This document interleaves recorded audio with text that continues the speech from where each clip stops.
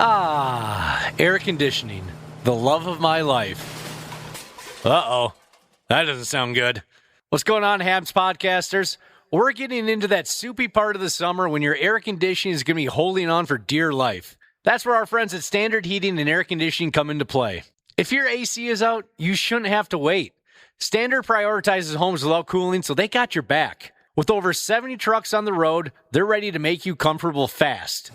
That's better. Schedule now at standardheating.com, providing the comfort you deserve since 1930. The 93X Half-Assed Morning Show. 93X.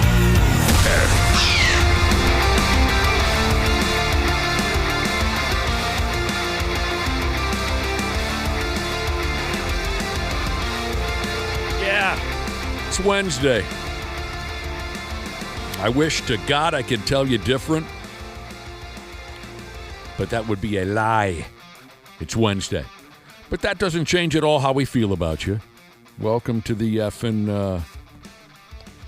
to the show. Cubby knows this. We're kicking it SummerSlam style all week.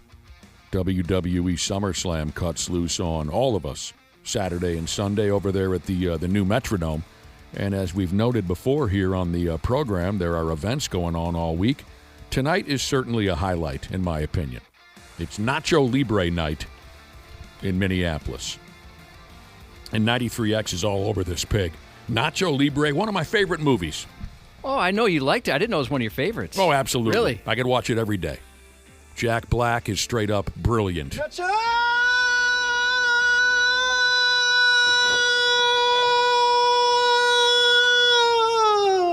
don't want to make you mad, but I have yet to see it. I'm going to put that on a list right now, or maybe I can get to that this weekend. I ain't mad at you. I would love for you to experience I didn't think film. It looked all that good. It doesn't look good.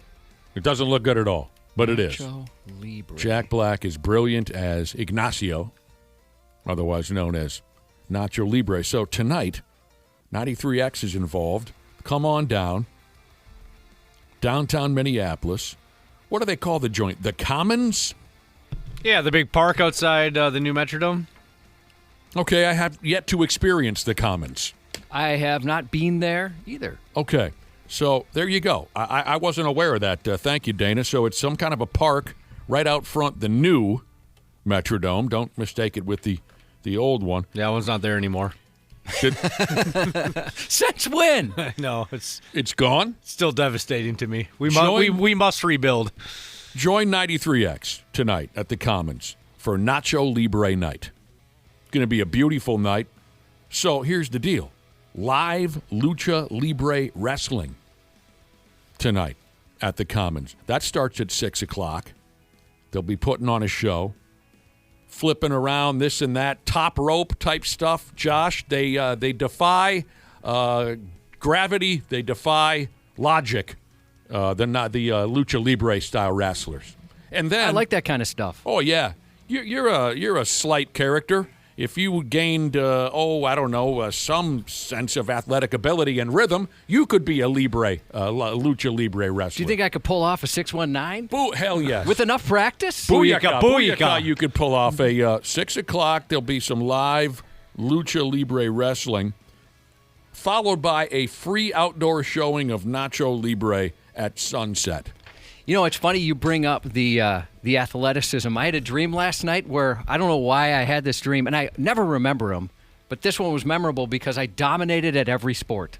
You did? I've never had a dream like that. I have no idea why I had it, but we were just kind of messing around here, and you were proud of me for one of the first times ever because I dominated at every single thing we did to the point where we keep throwing out more and more challenges. You were showing off your athletic ability right here at the radio station. Yeah, but it was weird, one of those where all of a sudden it's the radio station, but for some reason we have a practice football field in the backyard. Sure. Or in the back of the building here. Sounds cool. And in your dream, I was quite proud of your accomplishments. By the way, I threw a dime to Justin Jefferson was in the dream. I threw a dime to Justin Jefferson at 50 yards. A dime? Yeah, right there, right in the basket. Hey, this ought to be cool tonight. I love the movie. I love the idea of live wrestling right down there in the middle of the city. There'll be something or another to eat and a couple of cold drinks available. What does this say? For purchase? I thought it said online. Food and drink available for purchase on site is how they say it. A lot of folks, Josh, I think tonight will be driving home from that event singing the Encarnacion song. I bet you're right.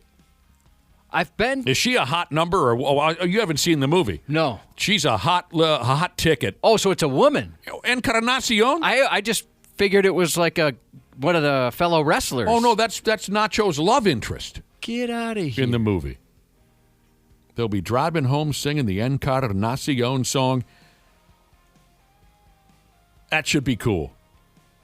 Absolutely a great idea.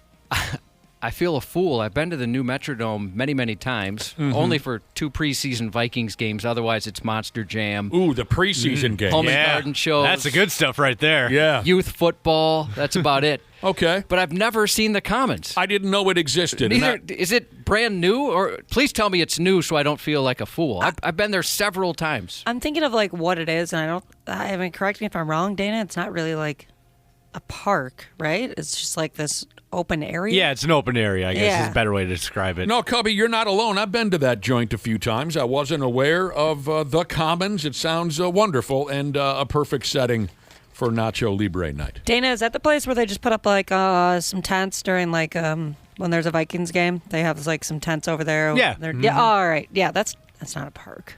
That's crazy that they call that a park. We're here's awful this liberal. Here's this concrete slab that so there's maybe a little bit of grass every now and then, but that's so funny. Well, good. I'm glad that I didn't completely miss this very obvious Commons area. That'd be awesome if there's just like a huge park in the middle of the downtown like that. I'd love that. Well, that's a cool event, and I'm glad they're bringing in the luchador wrestling. Sorry if this derails everything. I was going to ask if you guys knew. Dana, I know how plugged in you are to this kind of thing, especially local wrestling. Are these local guys? Or are they bringing in? Is this like the WWE minor leagues or whatever you call it? I have no idea. Yeah, I'm not too sure on this one. I know it. I don't think it's local guys, but yeah, no. I first heard about it yesterday afternoon or yesterday morning, I believe. So.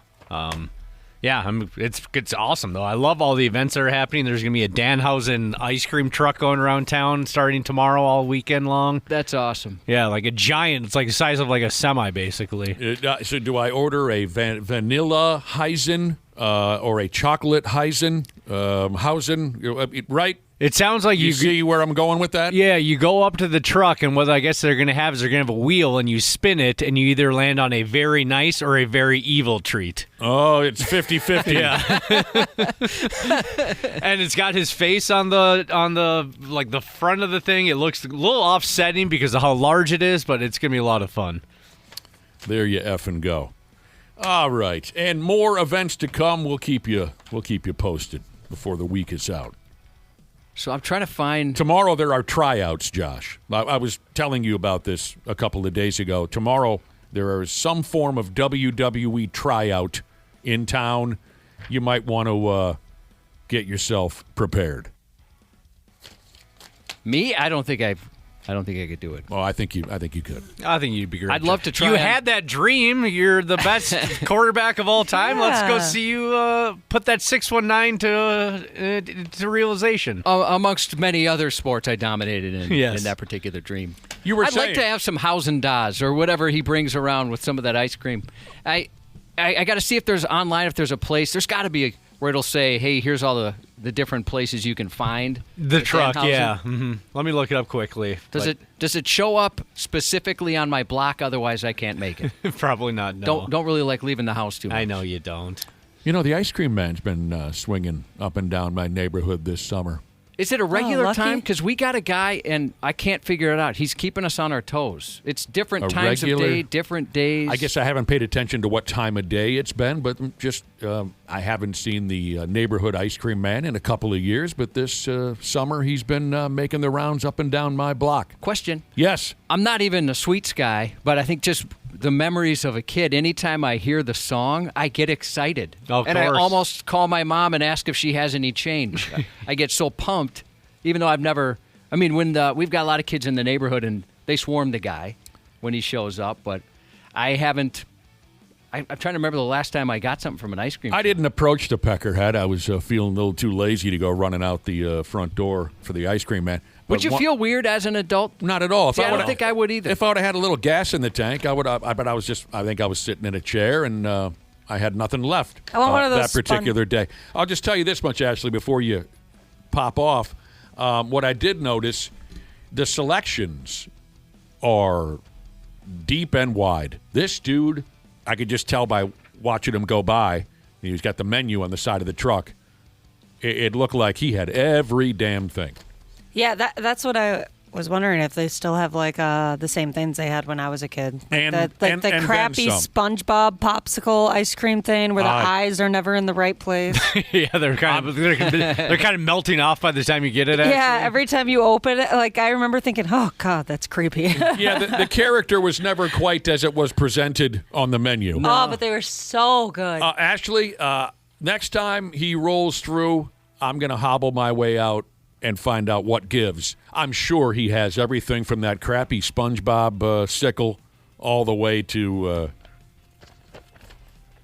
here and there and back. Speaking of the ice cream man, have you guys ever heard the strategy that some parents have used where they say if the ice cream truck is playing music, that means they're out of ice cream? Oh, yeah, I've heard that. Oh, yeah. God, this guy, he never stocks up. Oh, man. He always runs out right when he comes down the street. The SpongeBob popsicle or whatever it is still around, Ashley. Awesome. I need to get some of those. Those are pretty good. And they don't. I imagine they just don't hit the same if you go and like buy your own box online. Probably It's got to be from the sketchy ice cream jar. Yeah, it's got to be slightly melted. Yeah, and you got to kind of worry about being kidnapped. Yeah, It's not the same when you go to Quick Trip. Yeah, the one that used to be around my neighborhood when I was a kid, that dude definitely sold drugs. There's no doubt in my mind. Oh, I never even considered that. What a perfect ruse. Yeah, and I wonder what the code was, what you'd be ordering if you're going to get some drugs instead of a bomb pop. Hey, here's a listener by the name of Mark, otherwise known as Magic Playing Machinist Jesus, who said he just heard Dave Roth sing the Ice Cream Man song yesterday on the Power Loon. Oh, really? I love the Power Loon. And I like that they just play a loon sound effect every once in a while. That is sweet. Gonna Love put loons. my banana in Dixie cups is a line from David Lee Roth and Van Halen's 1978 single Ice Cream Man. Did you know he talked about putting his banana in Dixie cups? No, I've heard the song so many times I never heard that. One of these days I have to listen to lyrics. That's you just gross. have no idea what you're hearing. No, there's when you times listen to a song. Like I'll hear a song that's been out for 30 years and somebody will be singing along or something. I'm like, oh, that's foul. I had no idea that was in the I song. got one for the ladies. Summertime's here, babe. Need something to keep you cool. I was confused for a second because I know an ice cream song that like I can't even sing on air because it's like so dark and disturbing, and I was like, Wait a why minute. was he singing that Dark song? and disturbing, or, Yeah. or loaded with sexual innuendo. Dark and disturbing. So it's about an evil ice cream man. Yeah. Oh, I got to hear this song. Who is this? I'll have to sing it to you off of air. That's off not. air. It's not King Diamond, is it? You know, No. I'm terrified of King Diamond. Did he sing it? It's like some stupid song that I don't know. Print it's from me like off the lyrics from my real quick. childhood. Okay. Is it called Ice Cream Man? I'll probably have to write it down because I don't even know if it's like a legit thing or if it was just like me and my brother making it up when we were kids. Print off the lyrics. I've never heard. I've never heard an evil ice cream man song, and now I'm deeply intrigued. Hey, Bullet Club Jesus texted in and said, speaking of food trucks and wrestlers, what about ODB? He says, did you know about ODB's food truck? ODB, are you guys familiar? Oh, you No. know me. Oh. No, so you don't know ODB? Old Dirty Bastard? No. Oh. Female local wrestler. I've known her for years. One Dirty Bitch, I think, is what ODB stood for. She's been everywhere and wrestled on, you name it. My fondest memories of ODB come from TNA Wrestling. TNA Wrestling, Jeff Jarrett's company. Mm-hmm. So what did Bullet Club Jesus say? ODB's food truck, will that be around? I haven't seen her in a while. Haven't talked to her in a while. I got to know her a little bit over the years. She actually went to school, grew up with one of my ex-girlfriends. I don't know if she's still in the business, but absolutely I was familiar and I used to see ODB's food trucks all over town, and I hope she's doing wonderfully. I wish her the best. It's been a while. So Bullet cool. Club, She's I got wish more I than- could answer the question for you, but I don't know. Did you say food trucks? I believe there was more than one. Oh, cool.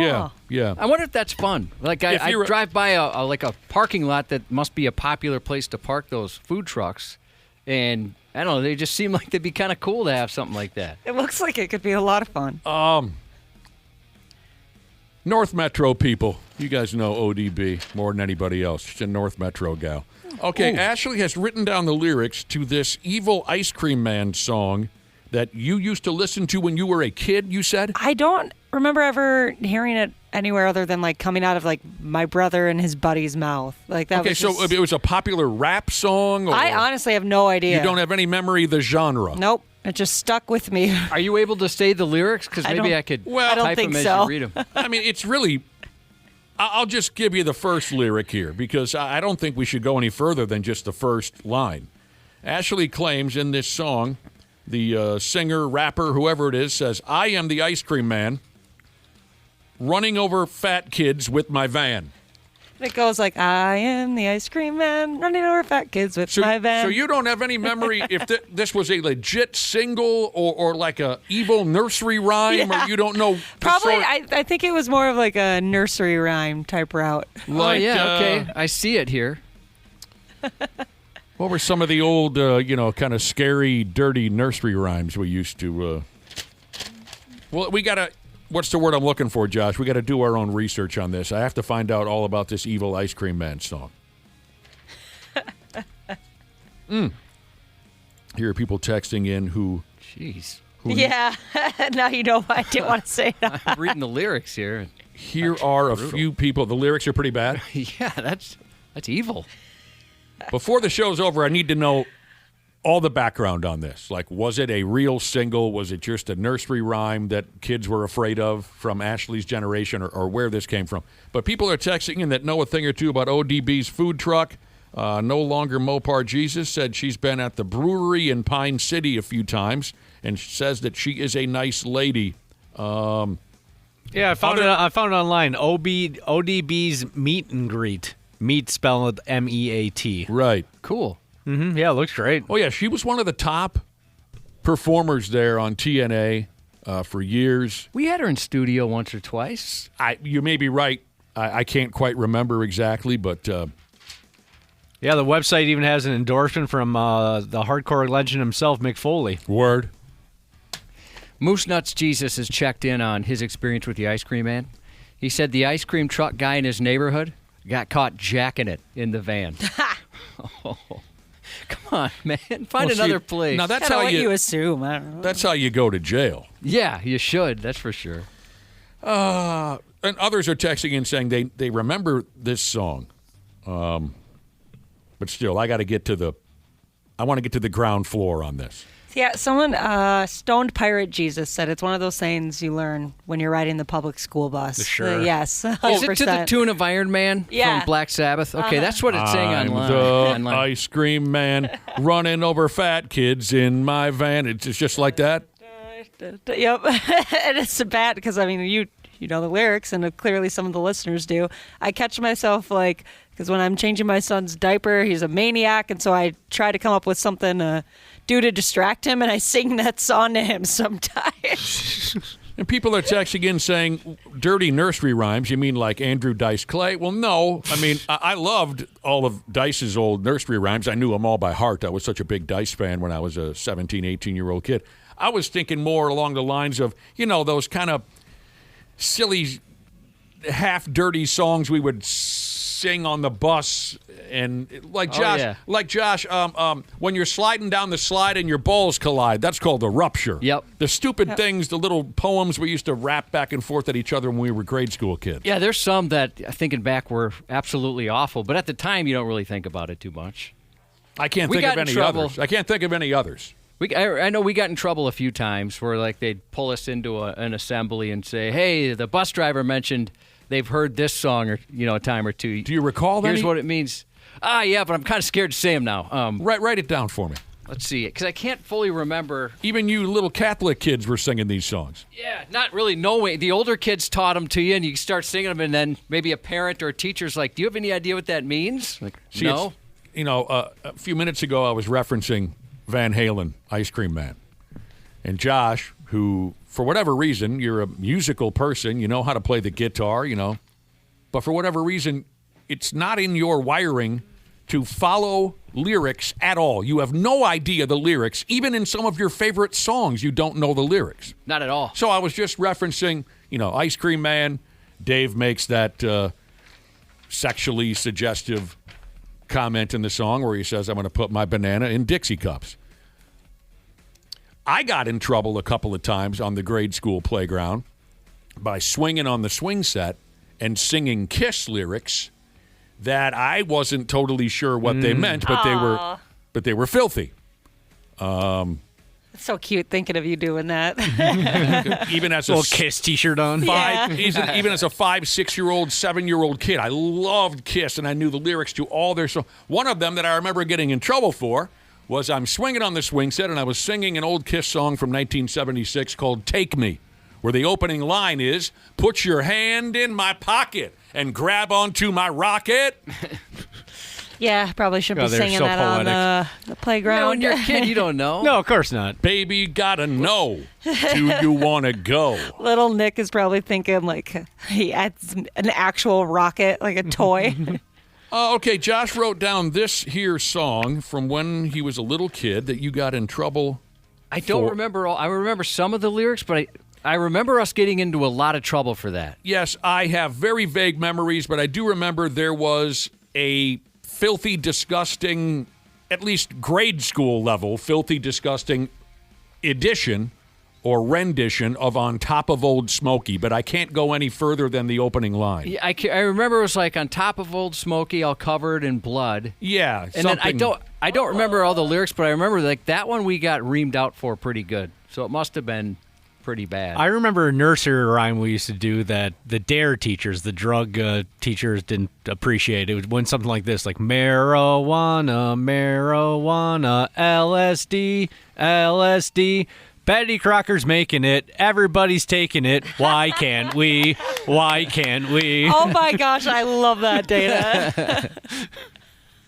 Never heard that one. Funny, generationally, these songs come and go. Yeah, exactly. So by the time you came up with that one, hell, I was long gone.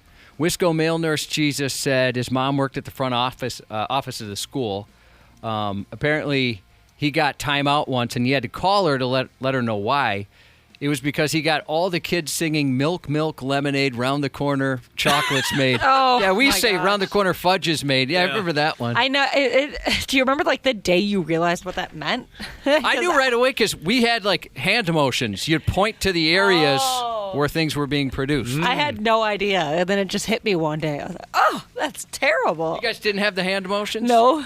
This song is not about refreshing lemonade and a delicious chocolate treat at all. Yeah, All right, like yeah. this, Ashley. Milk, milk, lemonade, round the corner, fudge. That's pretty clear. I remember that one. Well, Jingle balls. No, pardon me. Jingle bells, Batman smells, Robin laid an egg, that whole gimmick. Well, yeah, when we were effing around on our grade school playground, I remember this one. And I'm sure with text messages, people are texting in all the little dirty crap they used to sing back and forth to each other as grade school kids. And I'm sure many more will come back to mind. But right now I'm having a difficult time. I do remember one little, it wasn't a song as far as I can remember. It was just this little slogan that that kids in my grade school would holler back and forth at each other. And it was this. Incest is best. Put your sister to the test. Oh, Jesus. I don't remember where that came from or who said it first or why we would holler it back and forth to each other, but I remember it being a thing. Gosh, it reminds me, there's some, like you'd hear military chants, like, I don't know, but it's been said, and then something something terrible would follow. Oh, yeah, now that's kind of bringing back some of those, and we would say those as loud as possible. Yeah. Have you heard that particular one? Well, I remember, give me the opening line again. I don't know, but it's been said. I don't know, but I've been told. Yeah, that was the other one. You kind of changed it up. Blankety blank is mighty cold. Yeah. What was, you don't know, but it's been said. Yeah. Something about let me know head? if you say this. No. No? No. Yeah, all that stuff. Nantucket. Yeah, now, I mean, all of it's coming back to me now. The old man from Nantucket. That was fun. Yeah, I mean, we were, you're trying to fit in, you're trying to stand out, you're trying to be funny, you want to, what is this, Josh? So your slogan was, I don't know, but it's been said, sex is better when blankety blank. Yeah. Yeah, you don't want to say it. No, I don't want to say that. Nobody wants to say these. no. Yeah, all right. Put your hand in my pocket, grab onto my rocket. Yeah, you had to be there. You had to. Should we get moving? What do you think? I don't want to, but yeah, let's go. Yeah, we might We as well. should. The stupid get news uppity if we report. don't. Who gets uppity? The salespeople, they get all uppity. I'm the ice cream man. Running over fat kids with my van. We'll be back with There's also real quick. There's also like a Barney one that I knew growing up that was dark like that. See, I didn't know Barney. Oh, It's like, I love you, you love me, let's tie Barney to a tree. Oh, shoot, I remember some of those. Yeah, I do too. Some of those were absolutely awful. Well, people Sorry, turned, Barney. They turned on him after a while, didn't they? They Yeah. sure did. They had enough of him. We'll be back in a few minutes with the stupid news. Hey, it's Dana, Smart Club member of Standard Heating and Air Conditioning. When your AC isn't working, everything just feels off. That's why I trust Standard Heating. They're fast, reliable, and make it easy. So it's just one less thing to worry about. And if you've never tried them before, now's the time. Get $75 off your first service or tune-up. And while you're at it, mention 93X. StandardHeating.com, providing the comfort you deserve since 1930. Years of hard work, and now you've got pain in your back, your shoulders, your knees, maybe your joints. You need help. Randy Shaver here with the answer. Dave Bialke. He's got over 30 years experience in getting workers' compensation benefits for people just like you. Don't suffer. Call Bialke Law today. 763-571-2410 or go to bialkelaw.com. That's BIALKE law.com. And it spells relief for you. Stupid news on the Half-Assed Morning Show. Ah, yeah. What a crowd. We appreciate you joining us this morning. You know, earlier we got to jaw-jacking about some of the stupid, silly, overly violent, and overly disgusting little rhymes and songs we used to sing or chant at each other back and forth when we were little kids, grade school kids. You got your diarrhea, cha-cha-cha, and the whole works. You got the milk lemonade and around the corner fudge is made. We were going down that route, weren't we, Cubby? We were. Big green gobs of greasy, grimy gopher guts, the whole schmear. A lot of texts have come in. Depends on where you're from, what your favorite little dirty song was when you were a grade school kid. I've read some lyrics this morning that, number one, I can't repeat. And number two, never heard of. So it's interesting how, depending on what generation you came from and what neighborhood you were living in, there was all kinds of different types of filth being shared back and forth on the grade school playground. Of course, I can't believe I didn't have this thought when we were originally having the conversation, but that's kind of how it works. I had forgotten temporarily about the absolutely foul little chant that my squirt hockey team would holler at each other before every hockey game. Yeah, I'm surprised you guys didn't get in big trouble for that. Yeah. You know how a hockey club, especially the young kids, they gather around the net before the game and they do some kind of a 1, 2, 3, let's go, right? Yeah. When I was a squirt, it was game one, and one of our teammates said, well, what are we going to do for our pregame chant? You know, we're all gathered around the net, ready for game one. And we all kind of looked at each other and it dawned on us that we really hadn't prepared for this. And when you're a squirt, that's fairly important. We need to have some kind of a cool little rah-rah. Yeah, you guys are slacking. We realized we had gotten to game one, and we had no idea what we're going to say for our little pregame chant. And one of my teammates said, well, let's just spell this word. And it's one of the worst four-letter words you could use as a squirt hockey player or as a 85-year-old adult. Yeah, that's one of the ones you don't say. I love that song. But we spelled I love it that out. Word. We went blank, 1, 2, 3, 4. We went blah, blah. We spelled it out, and then we hollered the word that we spelled. You love that word, Ashley? Yeah, I love using it. Oh, man, there was a couple that were arguing, a friend of mine, and the guy said, you're kind of acting like and then that word, and it upset her so much she had an asthma attack. Oh, jeez. So she has a different view on that word than you. And he was trying to explain it off like, hey, I didn't say you are one. I said you're kind of acting like one, but that didn't go over very well at all. So, yeah, we would rah, rah, rah, rah, rah, rah, rah, rah, rah, spells blank. So we would, holler it. After spelling it, we would holler it out loud. And we just cracked up. Yeah. We're fourth graders. We can't believe, we thought we were geniuses, by the way.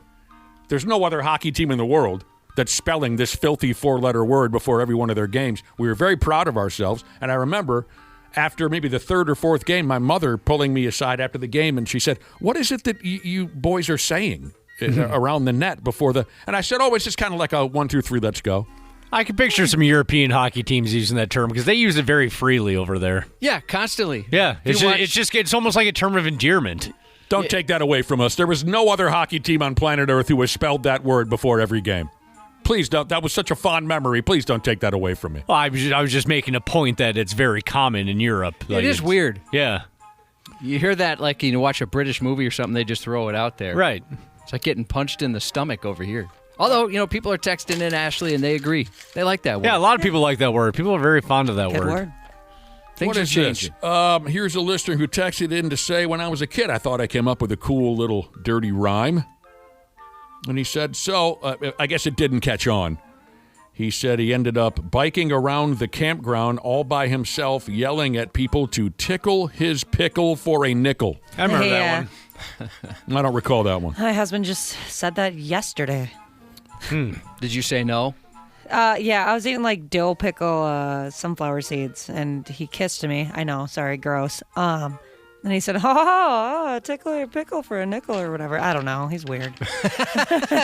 He's a dork. I called my wife pork chop yesterday. That didn't go over very well. Oh, what were you thinking? That doesn't like I know that doesn't mean anything bad, but it sounds like you're calling somebody fat. I do get that now, but in my head it sounded kind of endearing and cute, but she did not take it that way whatsoever. Hey, pork chop. Oh, man. Dana. Yeah, shoot, you should have known better. I know, because I was talking about it like she was going out with her mom, so I was like, I'll grill some pork chops for dinner tonight. And then I just said, you're my little pork chop. That's better than I pictured. That's totally different. Yeah, that's different. That's better. All right, you're off the hook. Because I do that kind of stuff to my wife all the time for things that make no sense. Yeah, exactly. It'd That's be kind of what I totally- had in my head. It'd be totally different if he said, hey, pork chop. Yeah, that's what I was Pork chop, picturing. get in here and make me a sandwich. Well, move your ass. Yeah. Get the lead out of your ass there. Yeah, what you did is not bad. Okay, thank you. Like with my wife all the time, she'll say, I think my alternator's going out. I'm like, you're an alternator, and I'd love to Exactly. take you out. Hey, tenderfoot. I like that. Hey, underpants. All right, in more adult-style conversation, we were talking about tonight's Nacho Libre party.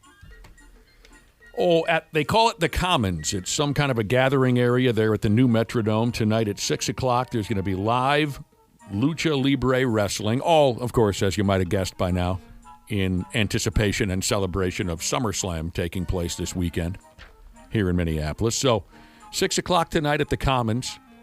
Live Nacho... Did I say Nacho Libre? Sorry. Live Lucha Libre wrestling at 6 o'clock. And then afterwards, there's going to be a sunset showing of one of my favorite movies, Nacho Libre.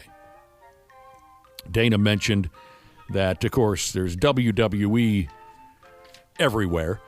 And he heard or saw that Danhausen, WWE wrestler Danhausen, will have his food truck, ice cream truck, parked down there. Dana sent me a picture of that thing. It's kind of unsettling. It's isn't it? incredible. Yeah, That's really cool. It's massive. I started talking about, forgive me, because, I'm well aware of Danhausen because I was following him back when he was on AEW, but I am quite unfamiliar with the newer cast of characters in television wrestling, but I am still very familiar with some of the older characters. One of my favorite wrestlers, ODB, from right here in town. Used to see her around town. Got to know her a little bit.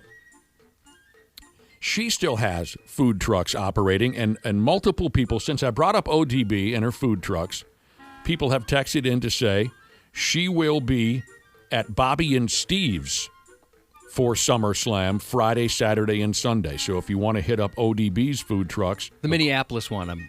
I'm sorry. I forget that there's multiple. Mm-hmm. Yes.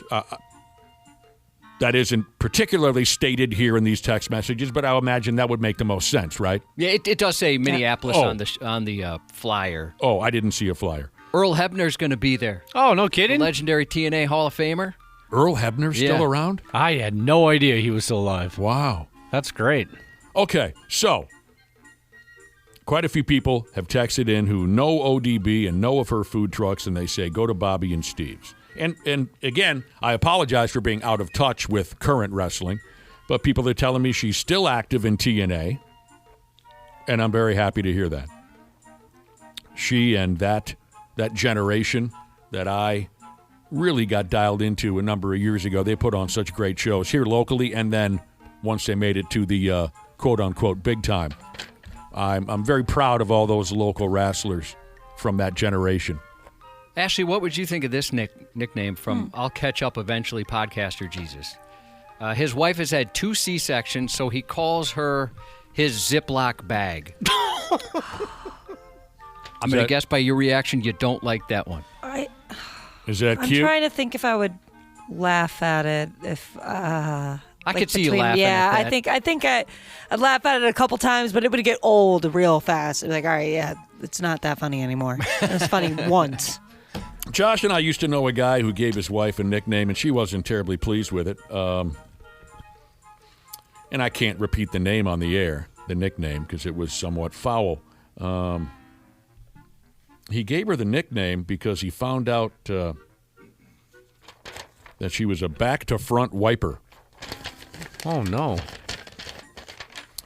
At any rate, There's a lot of people out there like that, Dana. What time is it, Josh? 6:34. 6:34. Yeah, he gave her a nickname because he found... All right, today's Stupid News Report, the friggin' English. We're going to start with the English. What a pain in the ass. Let me tell you about the latest nonsense over that way. The little silly little cops in London, England. They're searching up and down, trying their damnedest to find a violent offender who was last seen dressed as a lobster. He was. Hard to miss. I could picture you dressed as a lobster, Dana. I can too, actually. My little pork chop. That's so sweet of you. What did I say now? Yeah. Dude was last seen dressed as a lobster. And the reason the police want to find this goofy prick is because he knocked some poor bastard smooth out a few nights ago. And the dude who got tuned up is still in really bad shape. Dude got mangled. He can't get right ever since the beating. The eyes fell out, everything. Dude with a lobster outfit on knocked this poor bastard out, and he's in tough shape. Here's where it's obvious that this here story comes from England.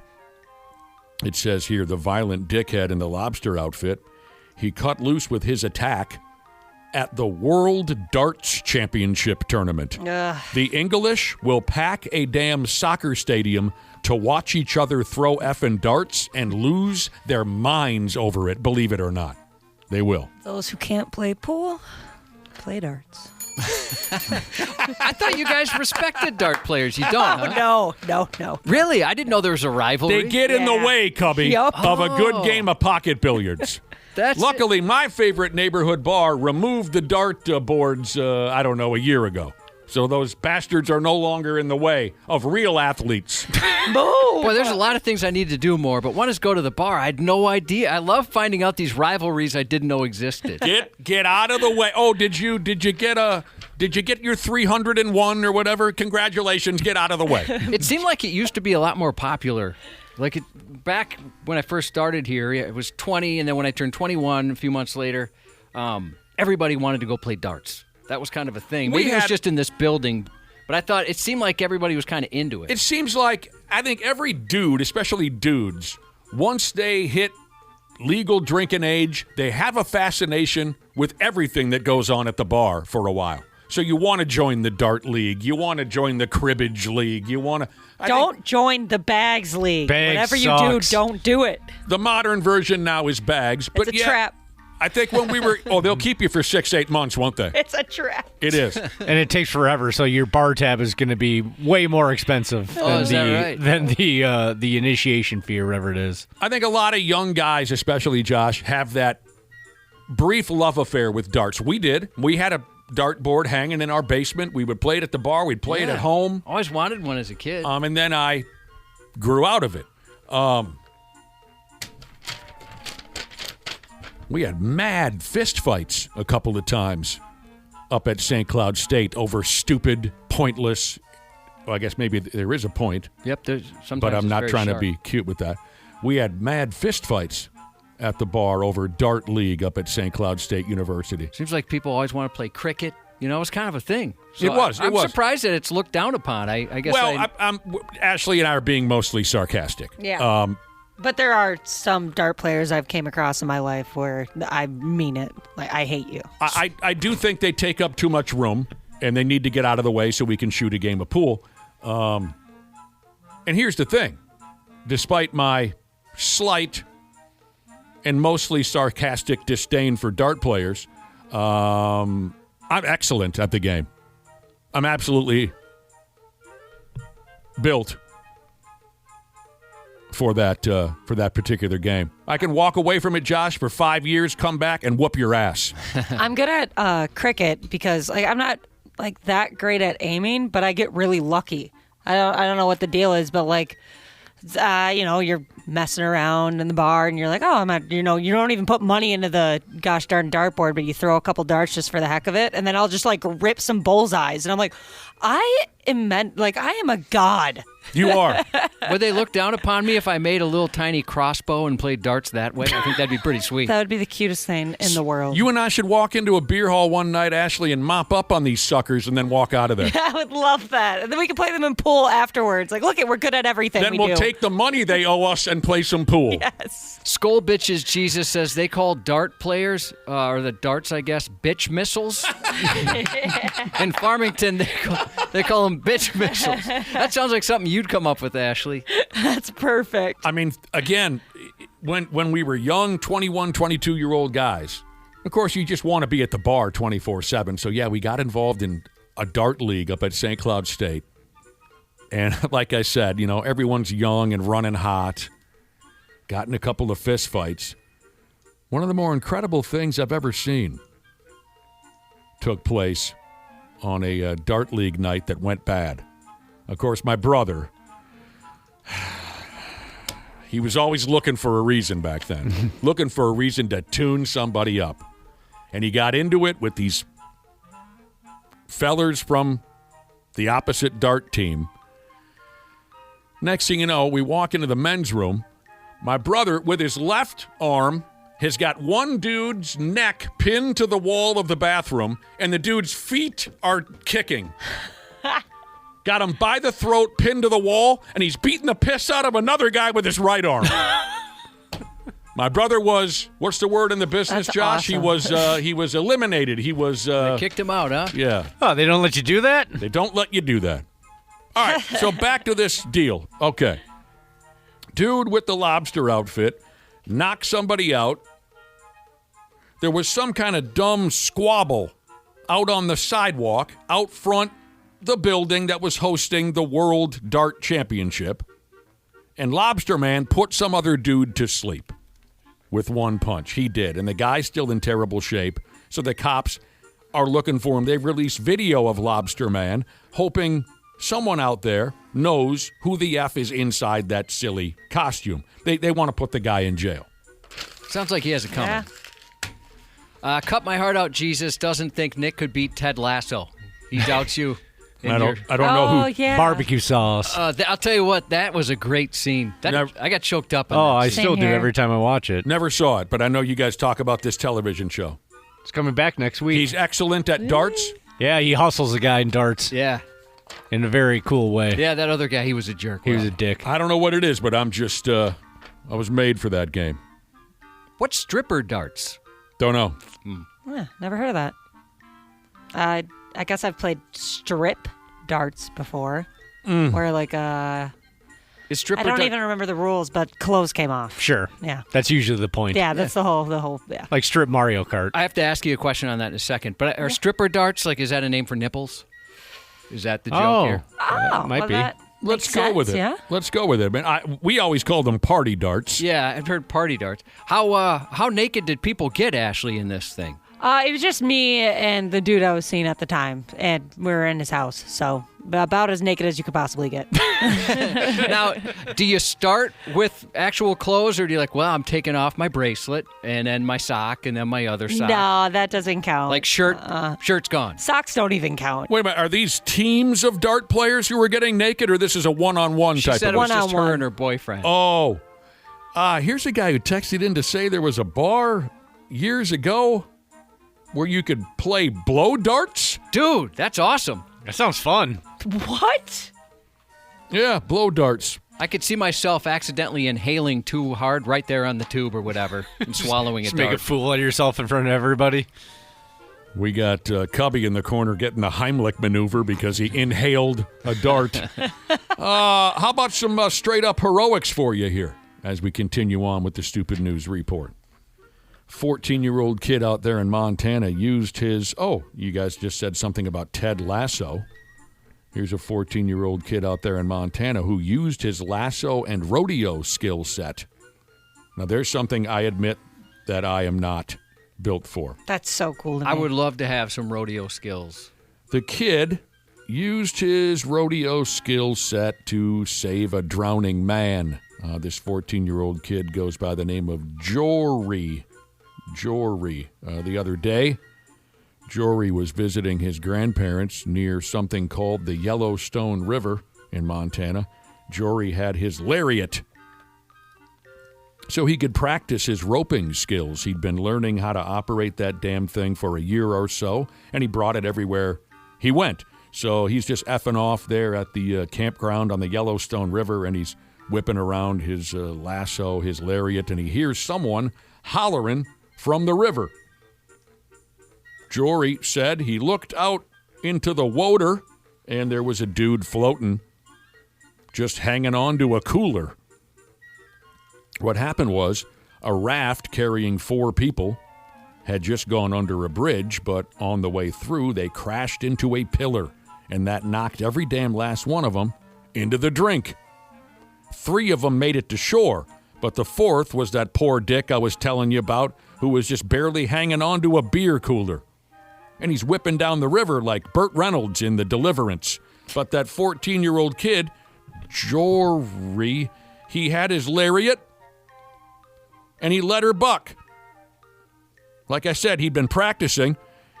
He ran into the shallower part of the river. He got about ass deep. He fired his lasso at the cooler dude, and he roped his carcass on the first try and reeled him into shore.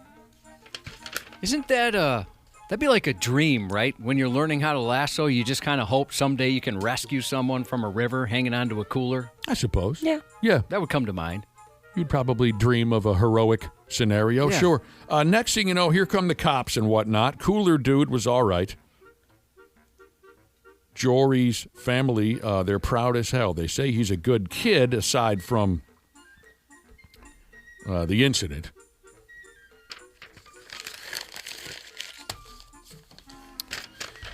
Yeah, I wish I could...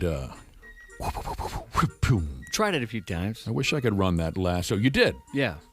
Where did you have the opportunity to try such We a... used a jump rope, so not like an actual rope. Oh! I didn't have the arm strength. I to thought hold the maybe rope. you went to cowboy camp as a 9-year-old or something. No, like but I that. did go to an archery day camp with the local park. Sick. And we used like real everything. It wasn't plastic or anything. Back in the day, they didn't care about our safety. Yeah, archery. That was a lot of fun. That was really cool. I thought it was. I felt like Robin Hood. I hated it. We had it. What didn't you like about it? This is boring. We had it in gym class, and I hated it. Oh, you guys did it at school? Yeah. Yeah. Real bows and arrows? I mean, I guess, Josh, what it was, yes, we had the real bows and arrows, which I didn't understand. Why are we... I mean, I knew my shortcomings, and I certainly knew there were a few of my classmates who were even dumber than I was. And I kept wondering, why are we all armed right now in this as 12-year-olds? This Doesn't sound safe. Josh, maybe I shouldn't say. I guess the reason why I hated it is because I was 12 and I would have much rather been playing football or softball or baseball. You see what I'm saying? That wasn't, your favorite unit in gym. Right. I thought I would much rather be playing another game. So, all right, there was Lobster Man a little earlier here this morning. How about Spider-Man? Spider-Man to the damn rescue. Here's a video that's going, round and round like they do. If you only saw the video with no context at all, you might believe that Spider-Man is real. And he drives a Jeep Wrangler, and he's currently living in Little Rock, Arkansas. The truth is, a 20-year-old feller by the name of Christopher, not Peter Parker, Christopher. He was on his way home from work in his Jeep Wrangler when something unexpected happened. Christopher works at a trampoline park. Sweet. I don't know why I thought that was so funny. You just weren't expecting. No, exactly. A friend of mine brought his kids to one of those trampoline parks where they have trampolines and they have go-karts and they have They're super fun. laser tag and they have a basketball court. And he said it was the most exhausting 3 hours of his entire life. Oh, yeah. He said he must have lost 20 pounds just sweating, just surrounded by rabid 8-year-olds running around doing all the other... Hell yeah. Anyway. We've got a trampoline. It doesn't have all that other stuff, but a trampoline park by us, and it's exhausting. Oh, it is. I went there once. The same one by us? Yeah, me and a date went, and we just thought, like, oh, it'll be fun. Let's go bounce on the trampolines. Like 3 minutes, we're like, okay, my legs are exhausted. It's so exhausting, dude. So Christopher's on his way home from work. He works at a trampoline park. And on this, which is, I'm sure, wall-to-wall kids, on this particular day, to go along with a superhero-themed event at the trampoline park, Christopher was dressed like full-on Spider-Man's. The red and white skin-tight outfit, the mask, the whole schmear. Now, why Christopher still had the Spidey suit on, including the mask, while driving home, I couldn't tell you. I'm guessing he was just having fun with the bit. Maybe he was stoned. I don't know. I was going to be impressed with his self-esteem because I'd be too self-conscious. I certainly would change before I got in the car on the way home. You for wouldn't. fear if anybody saw me dressed as Spider-Man. But how the hell would they know who you are with the thing on, with the mask on? So what do you care? You know what I mean? Well, I'd still feel pretty silly. You would. Anyways, while stopped at a red light at a busy 6-lane intersection, Christopher saw some poor sumbitch in one of those wheelchairs struggling to get across the street. Feeling that superhero Spider-Man vibe, Christopher hopped out of his Jeep and pushed the poor bastard across the intersection, clear of any oncoming traffic, saving the day for the entire Little Rock community. Is the video on our website? Yes, it is. Nice. It's exactly what Spider-Man would do. Well, he'd probably swing him over. Yeah, to the other side of the he'd road. do it like a little more fancy. Yeah, more flair. Mm-hmm. But that's pretty cute. The deal was recorded by traffic cameras. The local cops tossed the video up on that godless and evil and wildly misinformed social media. And now Christopher is the coolest peckerhead in town. When he was asked about all this, Christopher said he's always been a Spider-Man fan. He said he even had the opportunity once to meet the late Stan Lee, who created Spider-Man or something. Mm-hmm. So there you go. I was kind of hoping the story was going to go in a direction where he got pulled over and had to do a field sobriety test in the Spider-Man outfit. Or they give him a ticket for wearing the mask. Yeah. Left-handed specialist Jesus had a friend who took his kids to the trampoline park. The friend ended up blowing out both of his knees and had to have surgery on both of them. Yeah, that'll do it.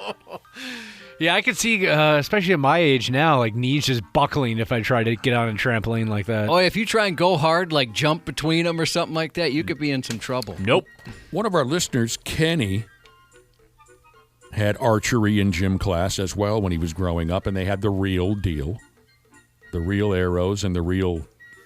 What did we use, Cubby? Was it a haystack? Yep, that's what we used, at least, with a bullseye on it. And he said a kid took an arrow straight through his hand. Oh, yeah, That's sick. that's what I kept waiting on. And that was part of why I didn't enjoy archery in gym class. I thought, number one, this is kind of boring. We could be playing football. And also, I just did not trust the setup. At least you guys had the real deal in my school. We did, yeah. We had, it was like rubber tips, basically, and we just shot at a whiteboard with a hand-drawn bullseye on it. We bought, like, when my youngest was little, we bought one of those, like, plastic ones or whatever you get at Target, and it was on a stand, and I thought it was really cool. It came with all this stuff. It was garbage. Yeah. I mean, I think Sorry. we broke it on day one. Mm-hmm. That thing absolutely sucked. I was more excited about it than he was. So you guys have a fun park in your neighborhood that has the trampolines and the go-karts and No, the just laser the tag?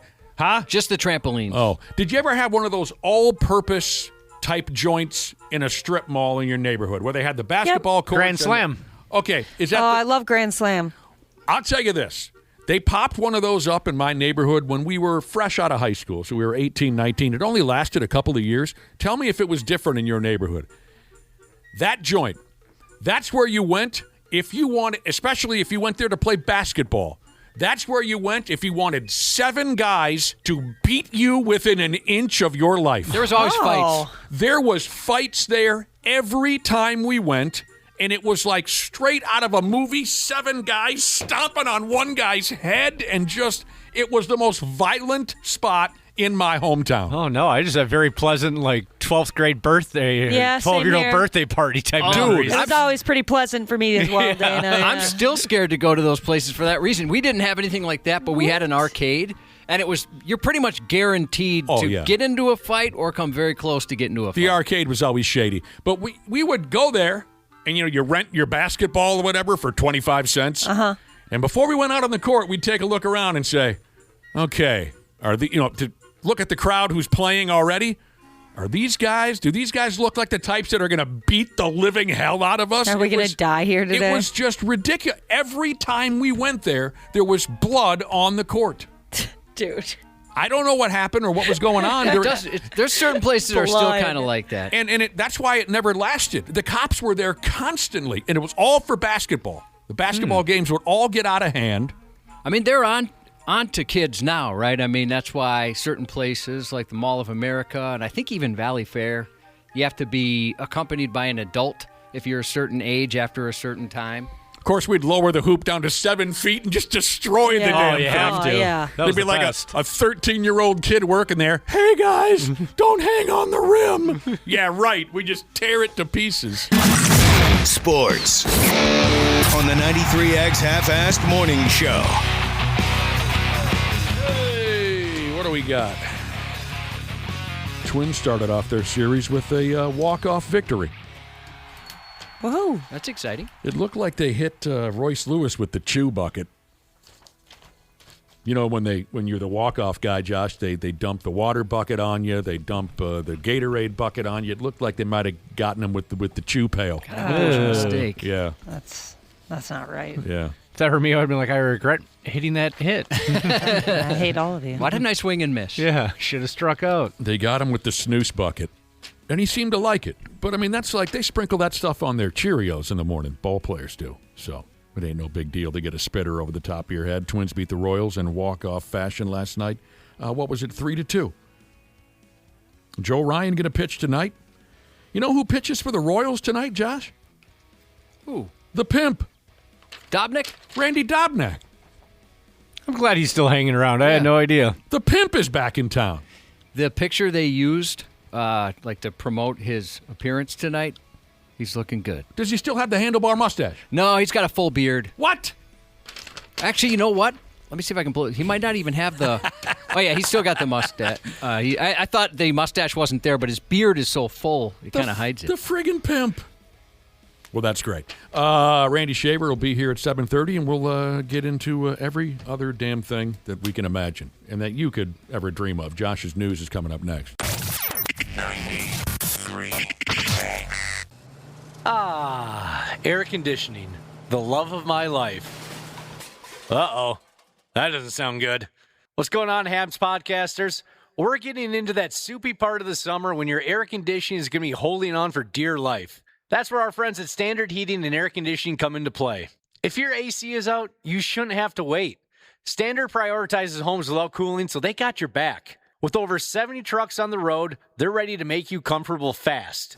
That's better. Schedule now at standardheating.com, providing the comfort you deserve since 1930. Years of hard work, and now you've got pain in your back, your shoulders, your knees, maybe your joints. You need help. Randy Shaver here with the answer. Dave Bialke. He's got over 30 years experience in getting workers' compensation benefits for people just like you. Don't suffer. Call Bialke Law today, 763-571-2410, or go to bialkelaw.com. That's BIALKE law.com. And it spells relief for you.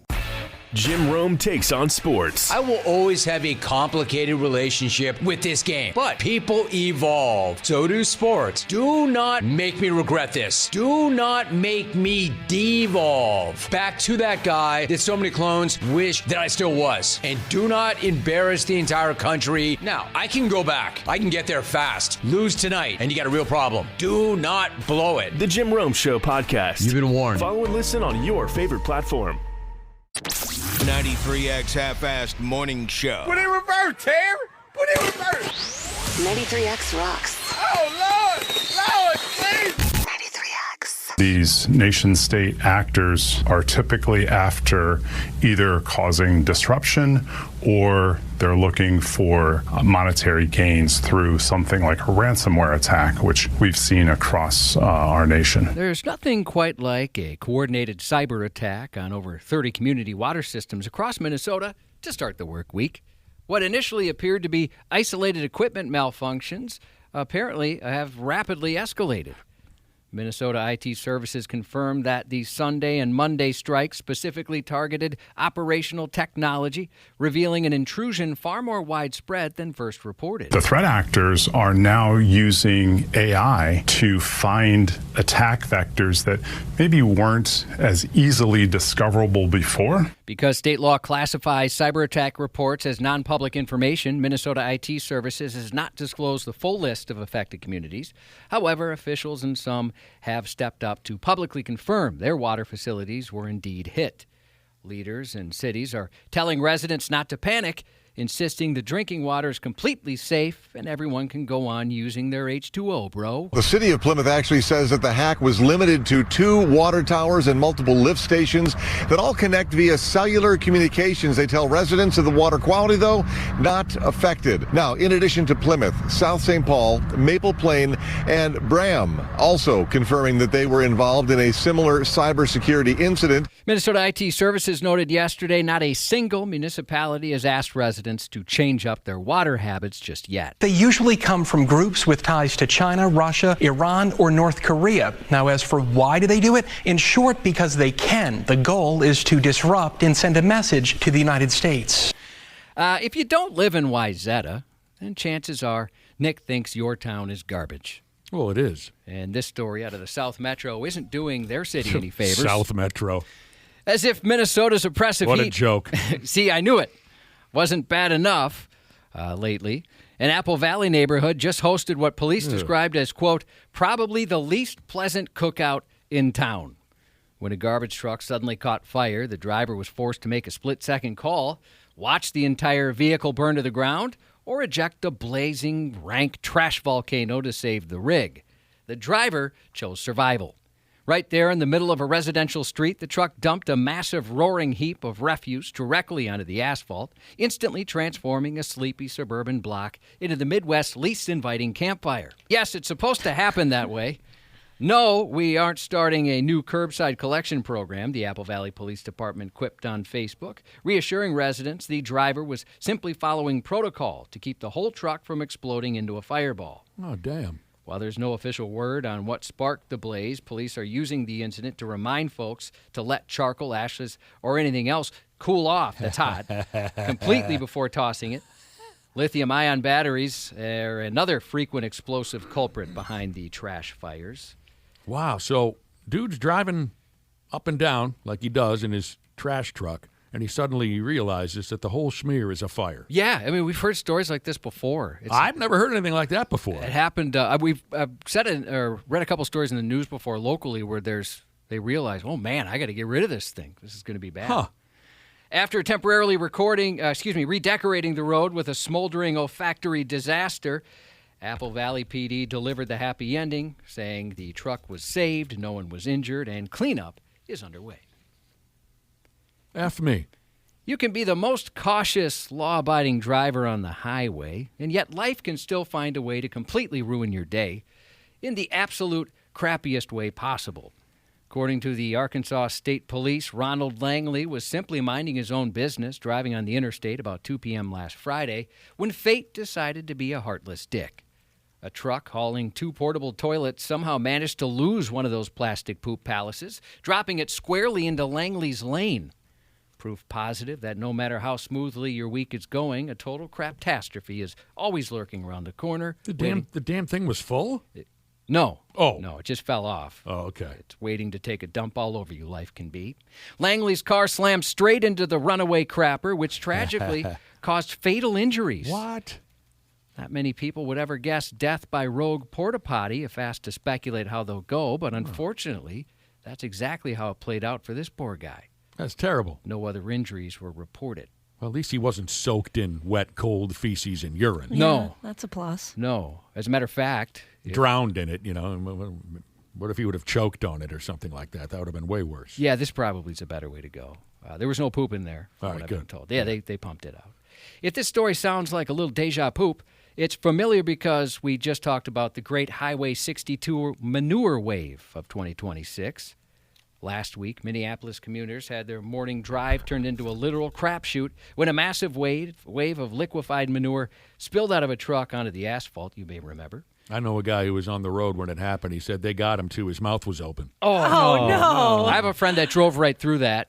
He said it was, at that point, they had it, it wasn't just liquid crap all over the place, but he said the smell was out of control, and he was wondering if anybody had their windows down. Can you imagine getting sprayed with something like that? No. I never even Thank you. considered that. That The would dude be that I the know worst said- day of my life. He said a lot of it got on his Bosco stick. He was eating a Bosco stick. I'm so sorry. That's not right. If you saw the video, you noticed cars fishtailing, windshields getting blasted with bovine butt broth, and a power washer crew had to be called in to hose down the freeway feces. So while the Arkansas Interstate Porta Potty incident was proof that lightning and fecal disasters can strike twice, luckily, despite the putrid nightmare on Highway 60 poo, thankfully our local mess came with 0 injuries. But a couple of people said their cars are done. Dude said he got some of it on his brand new clothes, too. Brand new clothes, man. Yeah. A drunk driver in Florida didn't do himself any favors when he drifted straight into an active crime scene early Sunday morning, making it a delightful, easy day for the local lawmen. According to the Hillsborough County Sheriff's Office, the incident unfolded about 3 a.m. Deputies were working the scene of a traffic accident when an SUV casually mounted the sidewalk, completely ignoring the marked patrol cars with their lights on that were blocking the road.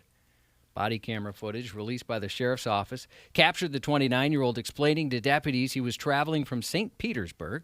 When a deputy asked if he had anything to drink, he initially claimed no, but then seemingly forgot what he had just said. Actually, I went for my friend. He's in St. Pete. Okay. So we had some fun. Did we have any drinks while we were over at St. Pete? No. No drinks? No, we went like the club. Mm-hmm. We had some drinks. Rats. Buddy.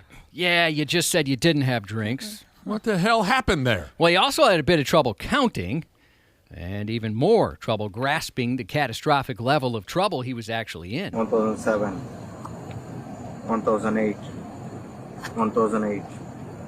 Now, how you made it all the way from St. Pete, God knows, okay? You were clearly intoxicated. and under the influence of alcohol, you should not be driving. Okay, so you are going to be going to jail for a DUI. Oh. Yes. I thought I completed it. Can I try it again? No. What? What did he say? No, Can I try it honey. again?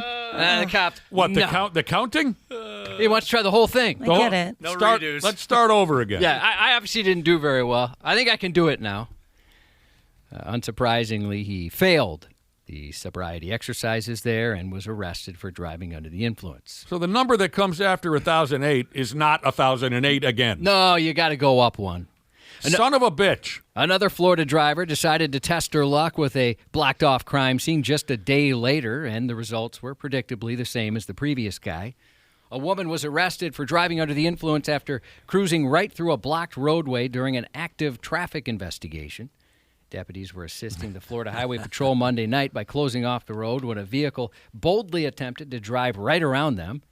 As the Brevard County Sheriff's Office put it in a Facebook post, deputies asked Lauren Anderson to perform roadside exercises, also known as the Drunk Olympics, which she subsequently declined to participate in, they wrote. Anderson was escorted to jail, where she agreed to a breath test, which she spectacularly failed, registering well over twice the legal limit. To top it all off, deputies later learned that her late-night joyride was already on radar. A concerned citizen had previously called in a potential drunk driver in that exact same vehicle after watching it slammed into a construction barrier. She's a wrecking ball, Cubby. Sounds that way. Meanwhile, bad judgment behind the wheel isn't strictly a Sunshine State phenomena. A driver in Arizona decided to celebrate the weekend by heading to an intersection and ripping donuts right into a fire hydrant. Nothing impresses the chicks more than, hey, look at my cool car moves, and it ends with a towering geyser of public water high in the air. Oh, yeah, that's always gets me going. Wow, look at that. You crashed into a fire hydrant. That's so cool. cool, dude. Thanks to that one guy who really wanted to show off, the entire area around the intersection had to be shut down for hours while repair crews scrambled to fix the wrecked sewer line. A 28-year-old in Japan was arrested for public indecency last week after saying sayonara to his clothing and konnichiwa to stark naked strolls right into local convenience stores. The late-night bear-it-all began shortly before 2 a.m. when witnesses got a bonsai view of the Japanese man's fleshy sushi roll. Fast forward to 4 a.m. when a disgusted convenience store worker called authorities to report the same unclothed man had just Tokyo drifted into the shop, took a quick look around, and walked back out. When officers arrived, they spotted the naked man just hanging out in the parking lot, completely unbothered by the chilly night air or basic societal norms. According to police, the guy was stone cold sober, and he offered a rather casual explanation for his midnight strut. Officers quoted him as saying he just felt like walking naked, and he'd done so before. So he's just one of those, loosey-goosey, hippy-dippy, naturalist type people. Yeah, I've done it before. What's the big deal now? I do like that. When people do something you're obviously not supposed to do, but they say, well, I've done it before and didn't get in trouble. Sure. Like, you should have never done it ever. So why would I get in trouble this time? That's so ridiculous. It's like a child's logic. 4 years after a Forest Lake card and gaming shop was plundered for almost $250,000, lightning in the form of greedy opportunists struck the shop again.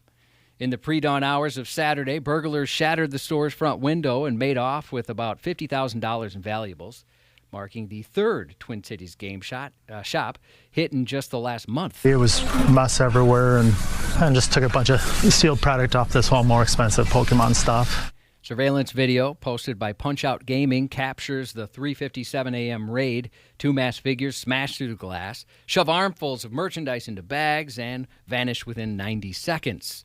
Well, it happened again. Anybody know these two clowns?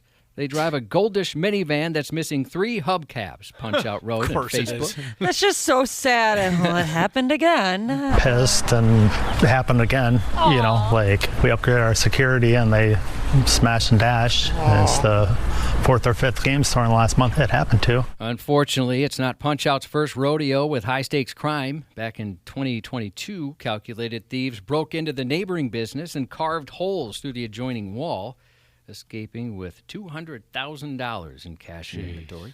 They ended up renting the place next to them, so that wouldn't happen again. You think these fellers could upgrade that minivan at this point? Yeah, well, they have a lot of cash and cards, it sounds like, if they can get rid of them.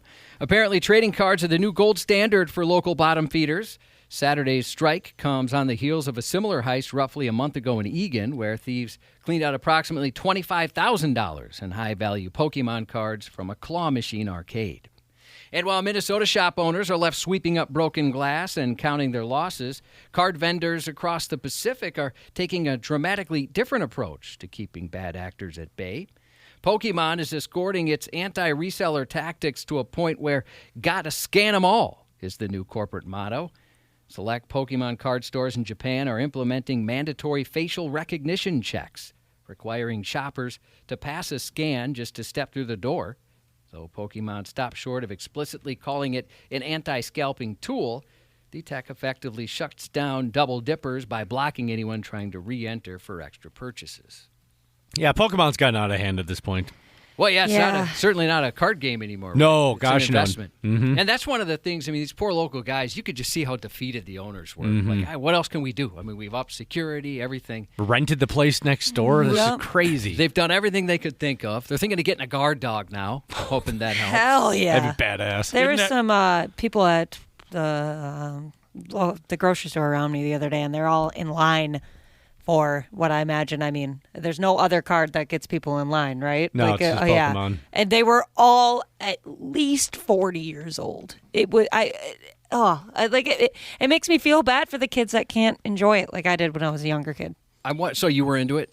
Yeah. Oh, yeah. I loved it. I mean, I had like one of those big binders just full of Pokemon cards. We ended up selling them at a garage sale before they were worth anything. But, I mean, they wouldn't be worth anything today anyway because we would just destroy them. We actually used them. And, it makes me sad that kids don't get to experience that. Isn't that something, Josh? In the old days, people would feel unsafe walking into the porn shop. Right. Now it's the Pokemon, whatever Pokemon is. I still to this day have no idea. Now that's the shadiest spot in town. Yeah.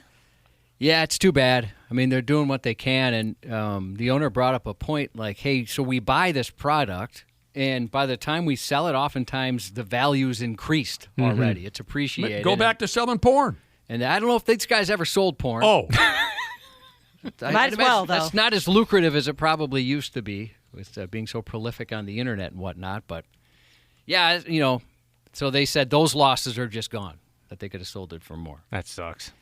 Join 93X and Minneapolis Downtown Parks for Nacho Libre Night tonight at Commons Park, right there outside of the new Metrodome. Free live Lucha Libre wrestling starting at 6 p.m., followed by a free outdoor showing of Nacho Libre at sunset. There's food and beverages available for purchase on site. Sounds like a really fun event. I've got a luchador mask. Will you do the show wearing it tomorrow, Josh? Yeah, if you want me to. That'd be sick. You guys, it might be better to look at than what I'm bringing on a normal day. I just think looking across and seeing you doing your news in a luchador mask would be hilarious. I'd like that, too. I'd love to try one. All right, I'll bring it in. I think I might have thrown mine away because I wore it for Halloween a couple of years, and it ended up smelling like dog feces. Oh, but I mean, I'll look around. I might still have my lucha mask, too. Nacho Libre is such a glorious movie, too. It's wonderful. Do I bring my ball gag, or is that not a part of this whole thing? The zip-up costume, if you got that. Yeah, bring the leather. Sure. Just keep that away from the orphans. Rush legend Geddy Lee, 73 and talented today. Oh, you know what? I finally got a look at what Rush looks like with their new drummer the other night. She's awesome. It was terrific. It was terrific to see Geddy and Alex Lifeson still out there doing it, and Geddy sounded great, and the gal is incredibly talented, and great for Rush. I mean, those guys are living legends. Yep. The world is going to stop spinning when Geddy is gone. That would be one of the more intimidating roles to step in music, to fill the late Neil Peart. Yeah, but, they're just such great guys. And even after all these years and all their success, they're just a couple of Canadian schmoes that are looking to, play some prog rock. I met more fans. The fans are crazy. Oh, I'm sorry. That's the fan reaction. I mean, I guess you're right. Yeah, there might be a couple of snobs out there who are never going to accept this lady. Yeah, but, Neil would have done a different paradiddle there. Just getting real picky on something like that. One of the best drummers that's ever lived. That'd be a very intimidating spot to step in. She's doing a great job. I've never seen so many grown men cry than at a few Rush concerts that I attended in the past. Legendary Uncle Jesus dialed up the Luther Kia Bloomington text line and said, "Morning, dickheads," and smash. Good morning. Eddie goes on to say, happy birthday to the hardest working, electricity, water, food, and home providing badass guy, big heart, short temper, but all around great person, me, legendary Uncle Jesus. Happy birthday to you. On the go, she's just texted in a happy birthday to her husband, and thank you for the first text she sent this morning. And happy National Chicken Wing Day to Dana. Hey, thank you. And any and all lovers of the chicken wing in the 93X audience. And that's 93X News. Randy Shaver. On the Half-Assed Morning Show. When the fantasy has ended and all the children are gone, something good inside me helps me to carry on. I ate some bugs, I ate some grass, I use my hand to wipe my tears, to kiss your mouth, I break my vow. No, no, no, no, no, no, Jose, unless you want to, then we break our vows together. Encarnación, Encarnación, Encarnación, Encarnación. What a hot ticket she was, Encarnacion. No wonder Nacho Libre considered breaking his vows. Randy Shaver. Good morning, good morning. Good morning, Randy. We've been talking about a party going on tonight. We've been talking about it all morning. What's that? With the WWE in town for that SummerSlam gimmick. There's all kinds of events going on here, there, this side of town, that side. Did you know that we were mostly unfamiliar with this? There's some little kind of a gathering area outside the new Metrodome called the Commons, they call it, Randy Shaver. Okay, is that like the open space that's in front? Must be, because the 4 or 5 of us have never been there. But tonight, they're opening that friggin' area up for a little party, and 93X is going to be there. Lucha Libre Wrestling starts at 6 o'clock live tonight, Randy Shaver. You can see those unbelievable athletes doing all that Lucha Libre stuff with the backflips and the top rope and the Canadian destroyers and this and that. And then at sunset, they're going to show the movie Nacho Libre for the crowd. Perfect. Yeah. Perfect. It'll be nice, cool evening to do all that. Oh, right? good. It's going to be miserable again today, isn't it? You were being sarcastic. Oh, no. In the 90s. Yeah, I mean, yesterday was somewhat tolerable, but I hear we're taking a little bit of a turn towards the more disgusting variety. Yeah. Well, hell, the crowd's used to it by now. This summer's been so miserable. Right. So there you go. One of my favorite movies, Nacho Libre. That sounds like a great idea. Did you guys know that when they were filming the movie, now Josh never saw it, he said. I'll watch it this weekend. Dana, Randy Shaver, and Nacho Libre. I saw it back in the day, but I haven't seen it since. Yeah, I've seen it, I think, in pieces. I don't think I've seen it all the way through. One of my favorites. I could watch it every day.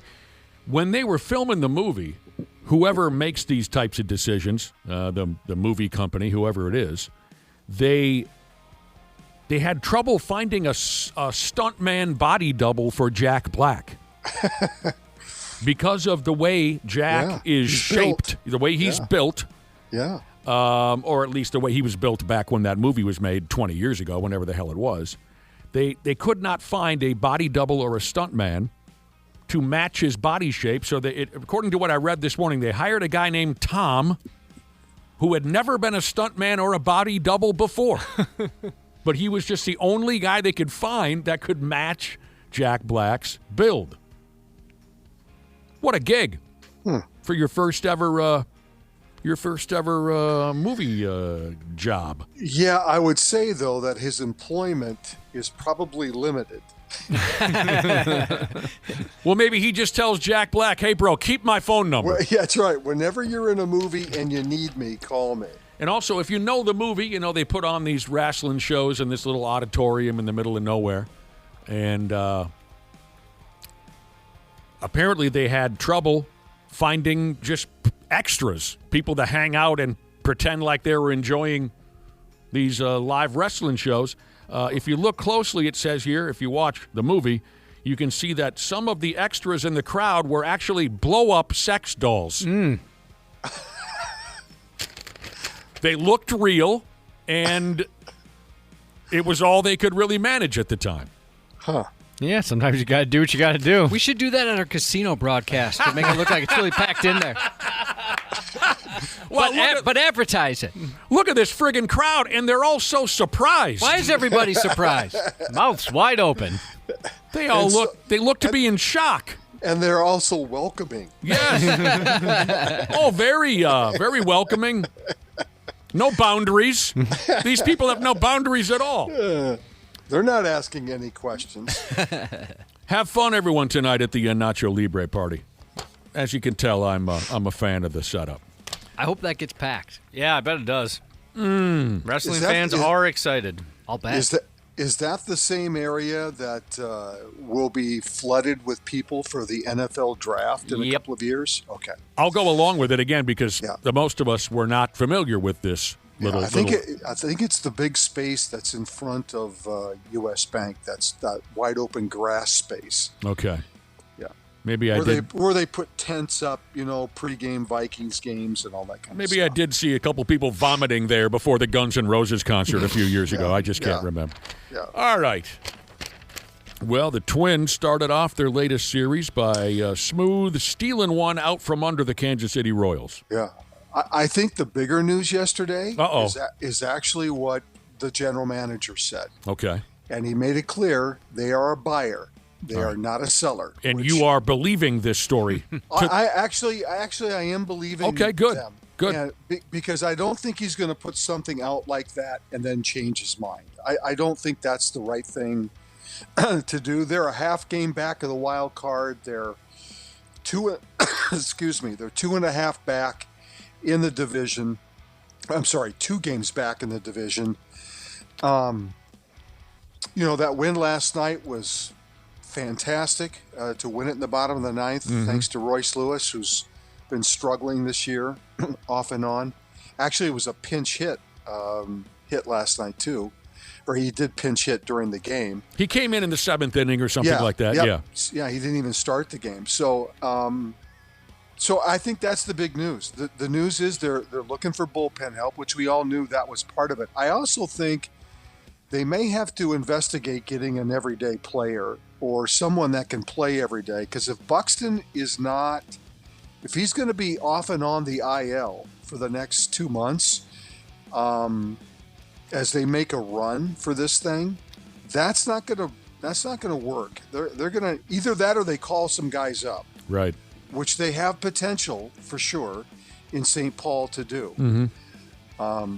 But certainly the bullpen is the number one thing for them right now, is to find some answers down there, although they've got some guys that have contributed. I think this Anderson kid's been pretty good. Jack Anderson. Yeah, limited time. Funderburk has been decent. The Morris kid has been good. He has been. Unfortunately, Sands hurt himself in his first game back on he was Sunday. Back for about 20 minutes, and now he's lost for the year. So Jesus. So they've got some holes to fill. But if you're a Twins fan today, the team is 500. We're almost to August. I don't know too many people that thought that was even possible, but here we are. Yeah. And good for them to make the decision. To make the decision. This is what we're going to do. No, I said because we're from looking at the text messages, we're being too positive again. You guys. No. Understand? I'm not We're trying being- to You have the disclosure around you? Where is my disclosure? We're getting texts saying, "Hey guys, I'm not being positive. I'm just stating what they have stated, that they have decided they're going to be buyers and not sellers. I had heard that rumor for a few weeks now, but now whoever's running things, who's the pole lad that's running things now? Tom, but Jeremy Zoll is the general manager. GM Jeremy Zoll is the one who came forward and said, we're going to be buyers. That's correct. Which is very exciting. Yeah. I'm looking for my negative Twins disclaimer. Yeah, you better put it out there. Because people are claiming we're being way too positive, and they're trying to remind us of all the things that we already know. Right. They're trying to remind us of all the bad. Correct. I mean, it would make sense to trade Jeffers, though, because he's 29. He's going to get paid. He's not going to stay here. We're not going to pay him the money. So free agent after this season is over, correct? Yes. Yes, Ryan Jeffers. I mean, if that, I don't disagree. That makes the most sense. And I guess my thought on that is, if they can get relief help that can help them right now, that'd be awesome. But the unfortunate part is that Jeffers is playing so well, and he hits in the middle of the lineup. Yep. And if Buxton's going to be hurt, I don't think you can afford to lose him if you sincerely want to make a run through August and September. Here's a text from Power Plant Jesus who says, hang on a second. The Twins traded Varland, Duran, and Griffin Jacks last season, and now they're looking for bullpen help. What's the thought process here? See, what you have to do is you got to let it go. You just got to let it go. We know all of this. We know how silly a lot of this is. Okay, here we go. Keep in mind, he says. They got Taj Bradley back in the Griffin Jacks trade. Yeah, Taj Bradley's been very good. He's been fabulous. He's been really good. All right, here it is. And he's only going to get better. The Twins suck. Their owners totally suck. They should sell the team. They're awful people. Beer costs too much. Sure, they've won a few games, but it doesn't really matter. Even if they are in position to make the playoffs, they'll either be sellers at the trade deadline or they'll get whooped by the Yankees in the opening round. The Twins will never play in another World Series ever again. Royce Lewis sucks. Byron Buxton says he wants to be here, but he really doesn't. They'll both be injured soon enough because they suck. Their bullpen sucks. They're just going to trade Joe Ryan anyway, so who cares? Baseball sucks. Baseball is boring. The Pohlads can suck it. They've ruined our lives. Okay. So there, we've dumped that out again. Just so you know, we are aware. But we're just going to talk a little baseball as if we're not living in a total nightmare. We're still going to do that now and again. Joe Ryan's going to pitch tonight, and Josh and I are very excited because on the other side of the bump, on the other side of the scene, pitching for the Royals tonight. Yes, the return. The return of the pimp. That's great. Randy Dobnak. How about that? Talk about resurrecting your career. Hell yes. We've been a fan of the pimp from the word go, and he's back in town. And I think, Nick, that the Royals traded with Seattle to get Dobnak. Got to go and get Dobnak. So Dobnak was on a team that potentially could make the playoffs and then gets traded to Kansas City, who's like 20 games under 500. What was that old song? It ain't easy being a pimp. That's right. Pimping ain't easy. That goes to show you. You know what I noticed last night after Royce Lewis had the big walk-off triple? You know, the whole scene, how they do it. He runs around the field, and they dump the Gatorade bucket on him, and then they dump the... It looked like they might have hit him with the spittoon. Ooh. Yeah. Gross. Yeah. How common is that in the MLB these days?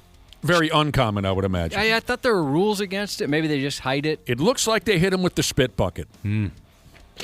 But, you know, that's part of the fun of being a professional baseball player. Well, as long as they just hit him with the spit bucket and not while he's doing the interview with Audra Martin, and then she got hit with the spit bucket, too. It's one thing when they get hit with the Gatorade, the sideline reporter. It's kind of funny. But she's very good at getting out of the way. She is. She's a pro at this point. And if people didn't catch on, yes, Byron Buxton left the game last night with a hip problem. It's the same hip that was bothering him before. It's an aggravating injury, and that's why I say if they're serious about making a run, a position player, either they call somebody up or they make a deal. Because I just don't know, it just doesn't feel like Buxton is going to ever be completely healthy for the rest of the season, that he's always going to be having this lingering issue. Tatted Mama Jesus has had enough of the negative Twins fan. She texted in to say, stop giving the whining bitches any more attention.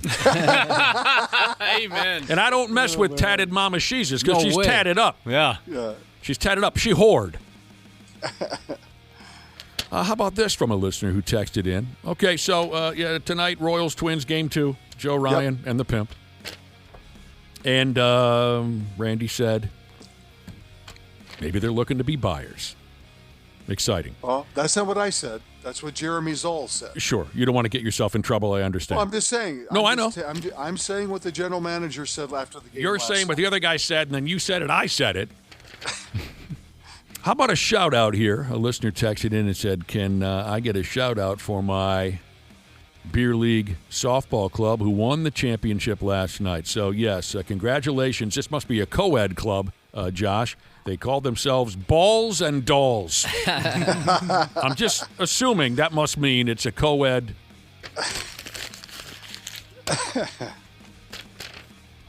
There you go.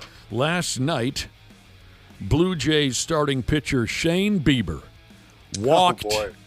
He walked 6 batters in 2/3 of an inning. Yeah. In the first inning. That's kind of hard for a major league pitcher to do, I would think.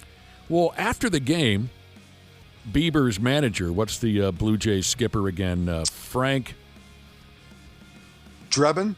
Drebin. Formerly of Police How does he Squad. have time? After the game, the Blue Jays skipper said that it was hotter than 2 rats in an effing wool sock in Washington, D.C. last night, to steal a quote from Ichiro Suzuki. And he said Bieber was sweating his bag off out there, and he couldn't grip the baseball for Dick Tracy. Yeah. Well, that's possible. He drew. He only threw 42 pitches last night. He was in and out after 2/3 of an inning. Yeah. He walked 4. He gave up 4 runs. He walked 6. Yes. And that was it. He was done. The night was over. 6 of the 9 batters he faced, he walked them, including 3 with the bases loaded. I mean, this is the low point of all time for this kid. What is your favorite American expression? August in Kansas City, it's hotter than 2 rats in a fucking wool sock. That's my favorite. Never in my life had I seen Bob Costas have so much fun than that interview with Ichiro back in his early days in the big leagues. So, 42 pitches for Shane Bieber, only 15 strikes. According to ESPN research, he's only the 4th pitcher since 1969 to issue 6 walks in the first inning of a game. That is just, I mean, that reminds me of bad Little League baseball games. Yep. Where even the coaches are just rolling their eyes saying, get me out of here. This is miserable. Parents are like, there's not enough wine in my glass right now in my tumbler to get me through this game. I'll also say that Bieber has been hurt for the vast majority of the season, and he just came back like a month ago. So it's not surprising that he's had some issues and has struggled a little bit. God, imagine walking back through that dugout, though. Hey, good shift there, bud. Thanks. Appreciate you. I mean, at least Toronto made it a game last night. I mean, the final was 8-6, so they did come back and score some runs and try to make it interesting. But I think before the game, too, the 2 Varlin brothers brought the lineups cards out to home plate. Yeah, Louis was on the Twins last year, but, that's right. 22 saves and 22 opportunities. Anyway, we're not giving those bitches any attention anymore, Josh. Doesn't seem like it. Because Tatted Mama Sheezas told us not to. How about we dump a few more shout-outs on some local beer league softball teams? Colby Jesus texted in. He wants a word up to his softball clubs. They're called 8 Jerks and a Squirt. I love the names. We never made up a sexually charged or controversial name for our softball team. What were some of the names you had? Well, nothing. Oh, you didn't come up with a name at all? I mean, yeah, we had a name, but none of it was meant to shock not creative like that. The sellout crowds that we played in front of. Right, but what were some of the names? Oh, I really don't remember. Yes, I do remember. Okay, yeah. It was slightly comedic. At one point or another, Josh, we referred to ourselves as Lambda, Lambda, Lambda. Oh, that's a good one. In reference to the movie The Revenge of the Nerds. Also, we had a Caddyshack theme going. So our team was Bushwood Country Club. So there were 2, but we never meant to make anyone reel in disgust, by the... Not that there's anything wrong with that. I'm just saying we kept it fairly tame. Were you sponsored by a local bar or anything? Because when I was a kid, my dad played beer league, and they were sponsored by the local Carboni's in Egan, and we'd get to go to Carboni's after, and it was just I get $1 worth of quarters, go play some arcade games, get some soda, get some pizza. It was the time of my life. We were sponsored by a bar for about 20 years, but they never asked us to put their name on our jerseys, I think, because they weren't totally sure what kind of people we were. You know what I mean? We trust you, but not that much. Right. A little risky. Come on over here and drink and eat after the game, and we'll pay for your jerseys and whatnot, but maybe we don't want you to represent us all the time. They're worried about a mugshot being circulated with you wearing the jersey. The old Lone Spur in Minnetonka. Was that Hopkins or Minnetonka? That would be Hopkins Crossroads and Minnetonka Boulevard. Lone Spur. I'm sure many of you know what I'm talking about. They're no longer in business. I forget what they turned into. Oh, man, did we have some times at the Lone Spur. Loved that effing place. So there you go. I'm trying to keep up with all these softball team names. Yeah, so we were Lambda. We were Bushwood Country Club. Well, for many years, we were sponsored by a legit company, a close family friend of mine, Listel Erection. They were a construction company, and they were legitimately called Listel Erection. So they people might have assumed we were trying to be cute, but we weren't. That was the legit company name. Hey, Randy Shaver. Yeah. The DWIs are picking up, so we must be getting closer to the NFL regular season. The Vikings had to suspend their defensive backs coach, a dude called Gerald Alexander. They suspended Gerald for 3 weeks without pay because he got pinched for a D-dub earlier this year. You know what else he's got coming to him, Josh? What's that? Community service. Yeah. That's part of it. Who took part in community service? Any of us? No. Yeah, I never got pinched for anything like that. Me neither. High school community service. Had detention once, and I had to do essentially community service around the high school. Oh, this friggin' story Repaint again. a gym and things like that. You have been treated so unfairly in your life, not only by your family, but also coworkers, by coworkers, and by your in your academic life. You've been mistreated. I don't know about that. I truly think you have. It seemed a little I didn't mind. I learned a lot. Your physicians have mistreated and maybe even possibly abused you. There's in question, sure. But let me tell this story again, if you don't mind, and you jump in, Josh, because this pisses me off. You were an A student. You never missed a day of school, right? Right. But one time you got detention. I was 5 minutes late for graduation practice. What was this, Nazi Germany? You were 5 minutes late for what? Graduation practice. And you got detention for that. Yeah. Despite the fact you probably being one of the better students, and for punishment you had to paint a building or something? Well, the first thing I had to do was write an apology letter to the principal, where I was like, well, shouldn't it be more my class? But no, I had to write an apology letter to the principal, and then, I had to repaint the gym. That's so bad, dude.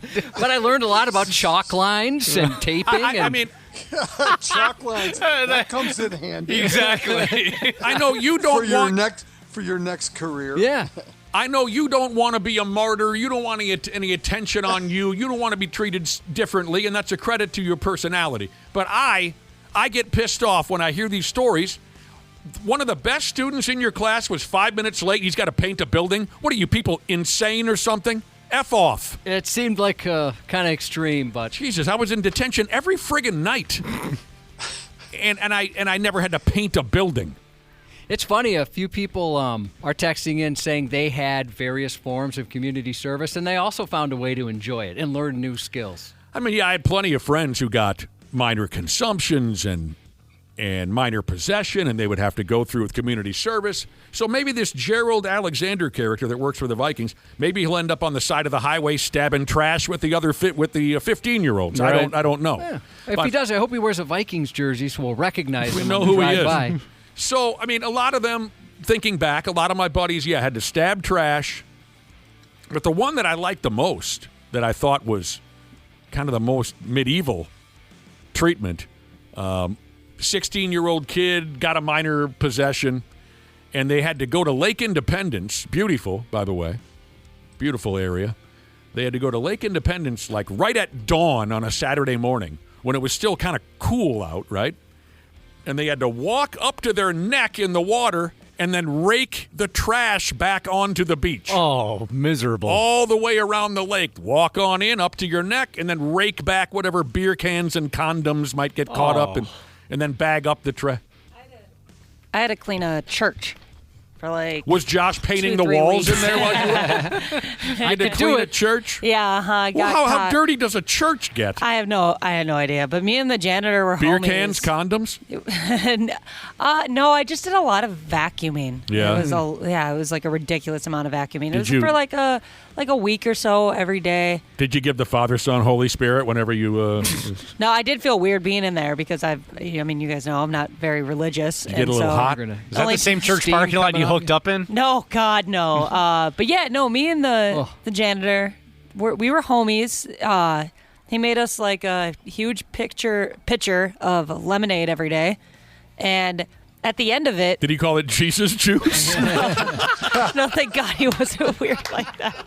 I think he was trying to roofie you guys. I did have that thought at one point. And then I thought, screw it. I don't even care. And so at the end of it, he was like, hey, you're so great at working. And he knew I was there for community service. And he told me, like, for the future, if I'm applying for jobs, to put him down for a reference, and he won't tell them it was for community service. Oh, He that's liked me. nice. Yeah, it's like, this was one of the best experiences I've ever had. I don't think I've learned anything. Along those lines, Adam doesn't piss me off anymore, Jesus, has a friend who got community service in 1987 for prank phone calls. Oh, Jesus. jeez. I could have gone to prison for that. That's God, all we for did. sure. He had to work for the city of Painesville pulling weeds in the cracks of sidewalks. He did such a good job, they offered him a job, and he's still there to this day. Wow. Oh, that's hilarious. Speaking of pulling It weeds, changed his life. that just reminded me. It wasn't technically community service because it wasn't court ordered or anything, but I had to go pull weeds outside of a movie theater parking lot because my friends and I... Dude, this story. We were walking by a birthday party room. They had the tables and decorations on the wall and the piñatas, and we saw the piñatas, and what do you do with piñatas? You just smash them. So we smashed the hell out of all these piñatas and then went and watched Coyote Ugly. Right in front of the kids and everything? No, there are no kids in there. It was an empty party the room was empty, and Yeah, they were watching a movie. you ruined the party before they got there. Exactly. And then we went and watched the movie, and we didn't think anything of it. Then all of a sudden we see a guy come up with a flashlight, and we're like, oh, maybe we shouldn't have smashed all those piñatas. That's when it dawned on us how dumb we were.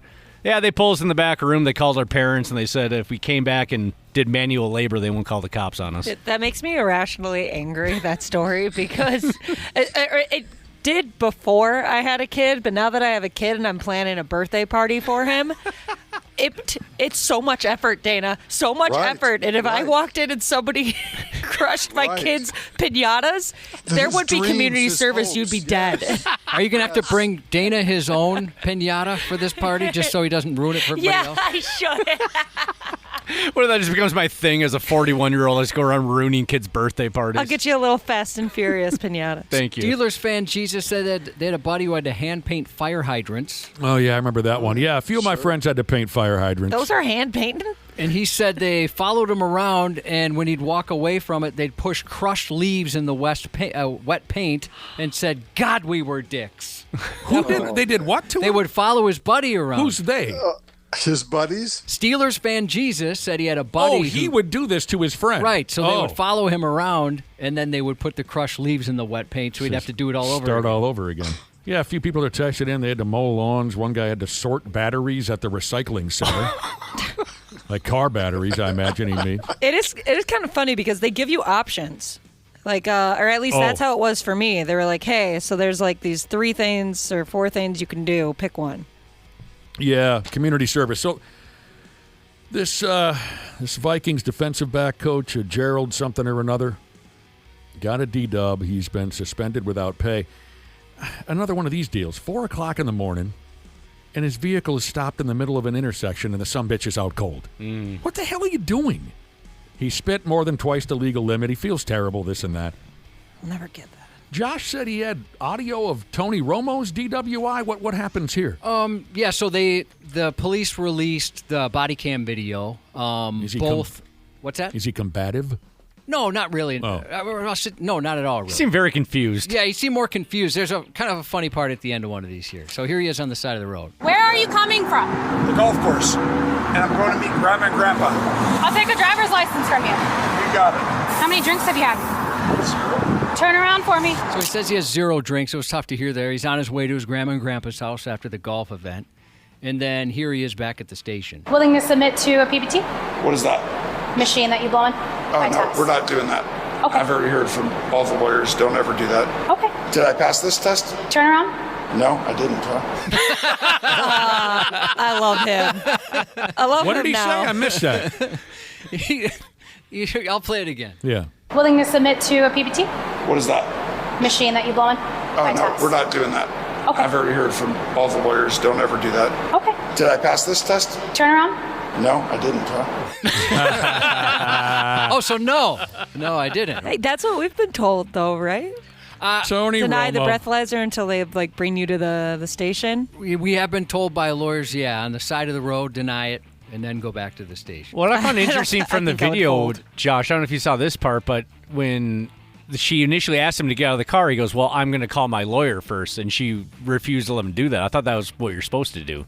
Call the your lawyer. Yeah. I think that's what I'd do. I don't know the rules. I don't know. I think you got to get out if they tell you to get out first. Yeah. I couldn't Yeah. tell you. He refused to get out of the car until his lawyer showed up? Well, he said, I want to call my lawyer before I get out of I've the car. seen that played out in many cop videos. Oh, you watch those a lot. That That's doesn't right. work, That yeah. doesn't- okay. Your lawyer can kiss the cop's ass. Sure. When they tell you to get out of the car, you get out of the car. Gotcha.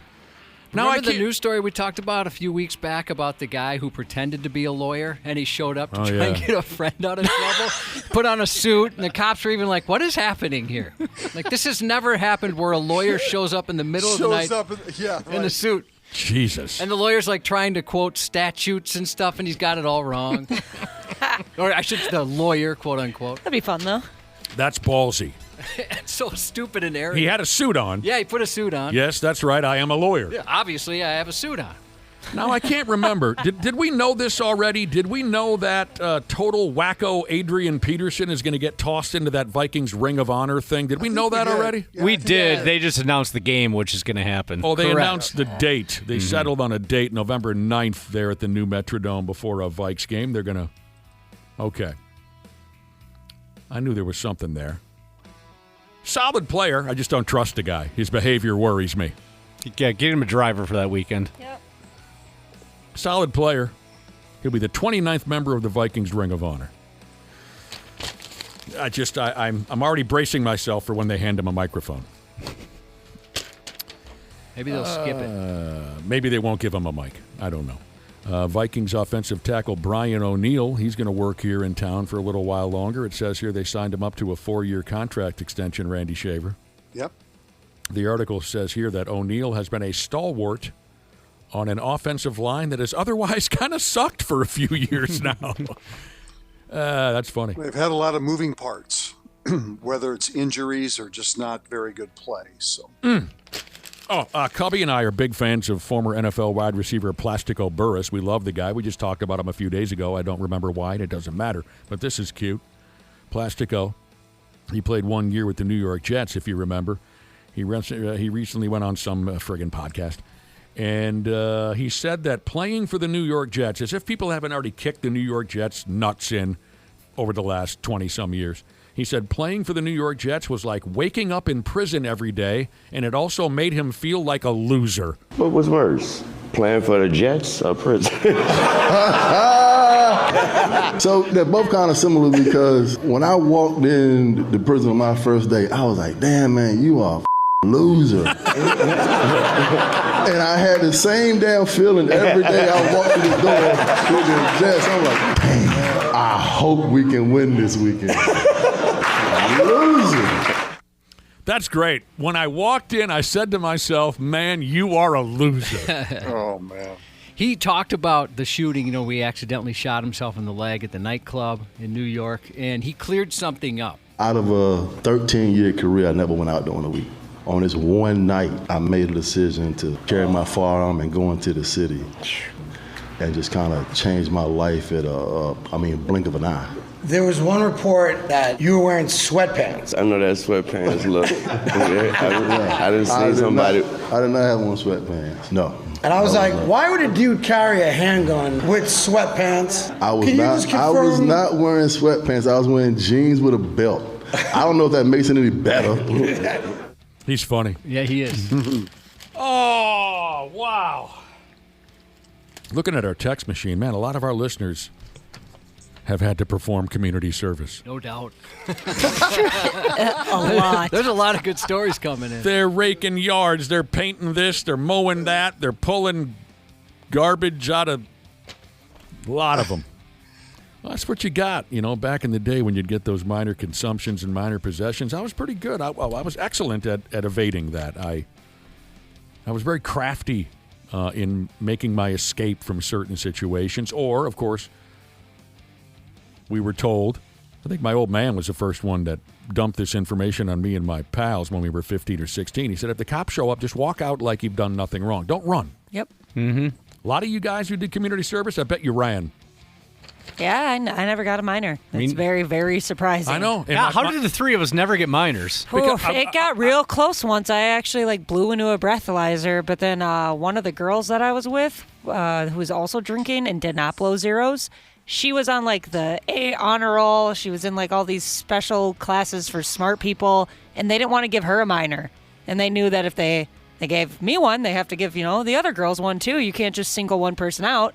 So they felt too bad for her. Didn't want to ruin anything. How did they know she was an A honor roll? How did they know this about her? Oh, sorry. It was at school. It was so it was the school cop that was breathalyzing us and stuff. Yeah, it was at a football game. So they knew who she was. Yeah, so they let us off. I was just that damn good, Dana. Like I said, I was that damn good. I had a knack for knowing when the party was just too good. You know, all right, this is about to be at the breaking point where the cops are going to show up.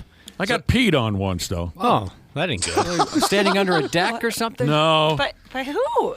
By a guy who was taking a pee. Oh, that makes sense. You were on the ground? No, I'll tell you. So, big friggin' 200-kid high school style goat rodeo keg party.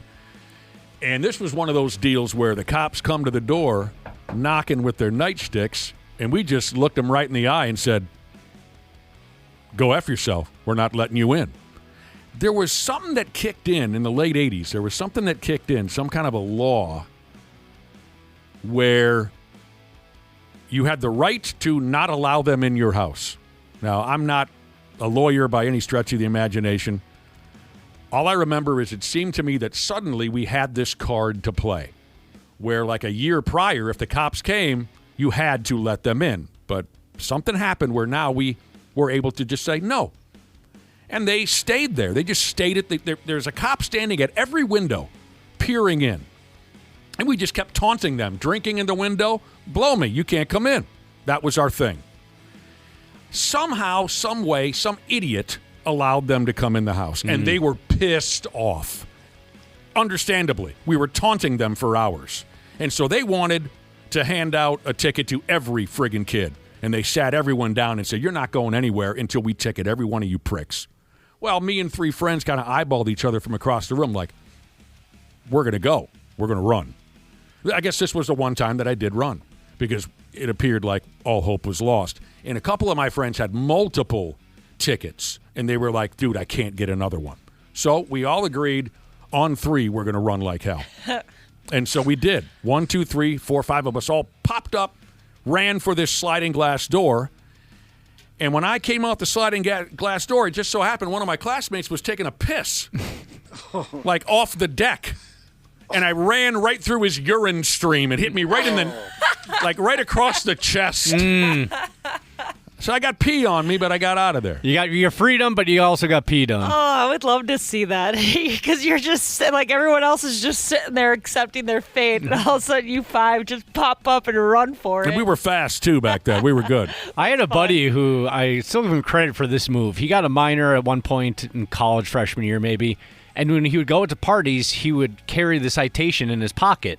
So cops bust a party one by one. Everybody's blowing, getting tickets, and then he just kind of walks out, and goes, "Yeah, I already got mine. I'm out of here." And they could just kind of notice that he had the citation, and they let him go. Sure. Thought that was quite clever. Oh, no, absolutely. All right. There usually ain't much NBA to talk about at the end of July. And since the Wolves missed out on that jag-off LeBron James, here's what we're left with. Yesterday, the Timberwolves social media team posted pictures of Anthony Edwards' new haircut. People were very Get those clicks by this. They were what now? Very intrigued by this. Story went national. I don't understand. Well, I guess I have one more.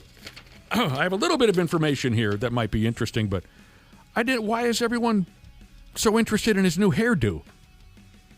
Why did this go national? Because he looks like Michael Jordan. Oh, so that's why. That's why, yeah. There a lot of side-by-sides are saying he looks just like Michael Jordan. Okay. Yeah, it's kind of weird, actually. This is up on 93x.com. Fresh from the altar, we should add, Anthony Edwards, one half of the already legendary Bang Bros. He has a new hairdo. It's very basic looking. Okay.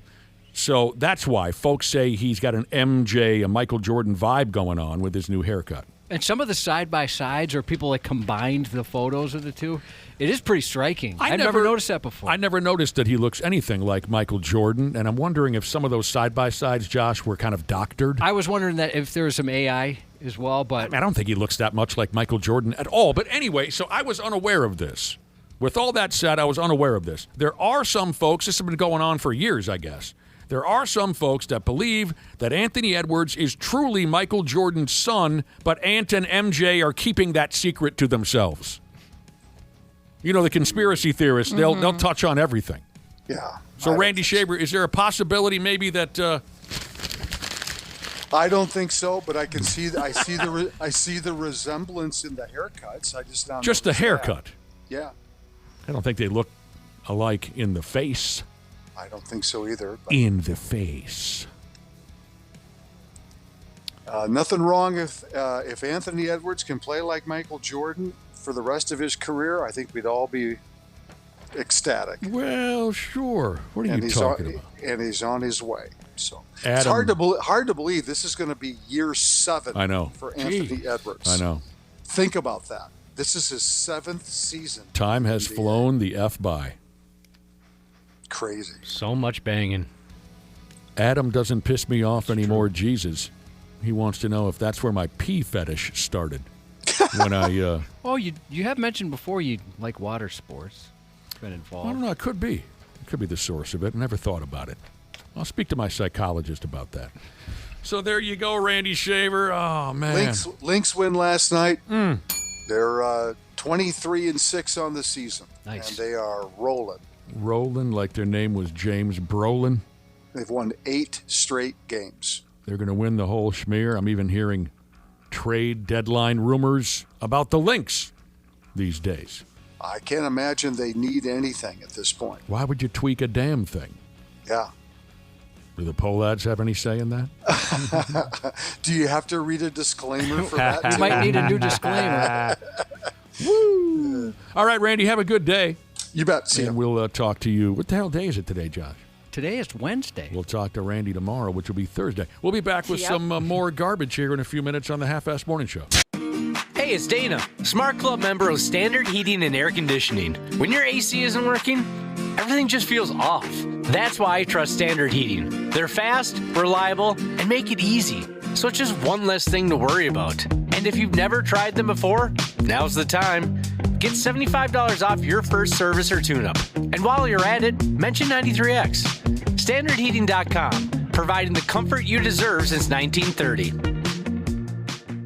Years of hard work, and now you've got pain in your back, your shoulders, your knees, maybe your joints. You need help. Randy Shaver here with the answer. Dave Bialke. He's got over 30 years experience in getting workers' compensation benefits for people just like you. Don't suffer. Call Bialke Law today, 763-571-2410, or go to bialkelaw.com. That's BIALKE law.com. And it spells relief for you. Scrolling with Haley. Join Haley Caronia as she scrolls through the biggest headlines. If you haven't watched this show before, we do blind reactions. I have not seen these videos, so I am seeing them for the first time with all of you. We're going to implement the tinfoil hat time segments and all the stuff you know and love. And I'm going to finish the show and answer some of your questions. Someone asked me what made you get into podcasting, and I was producing podcasts for other people. And I was like, I could do this for myself, and here I am. Scrolling with Haley. Follow and listen on your favorite platform. The 93X Half-Assed Morning Show. This portion of the Half-Assed Morning Show is brought to you by Hogbauer Automotive, conveniently located at 3rd Avenue and Main Street. We've got the fairest prices in town. What's the bill? How much you got? No, I'm asking how much the repairs are.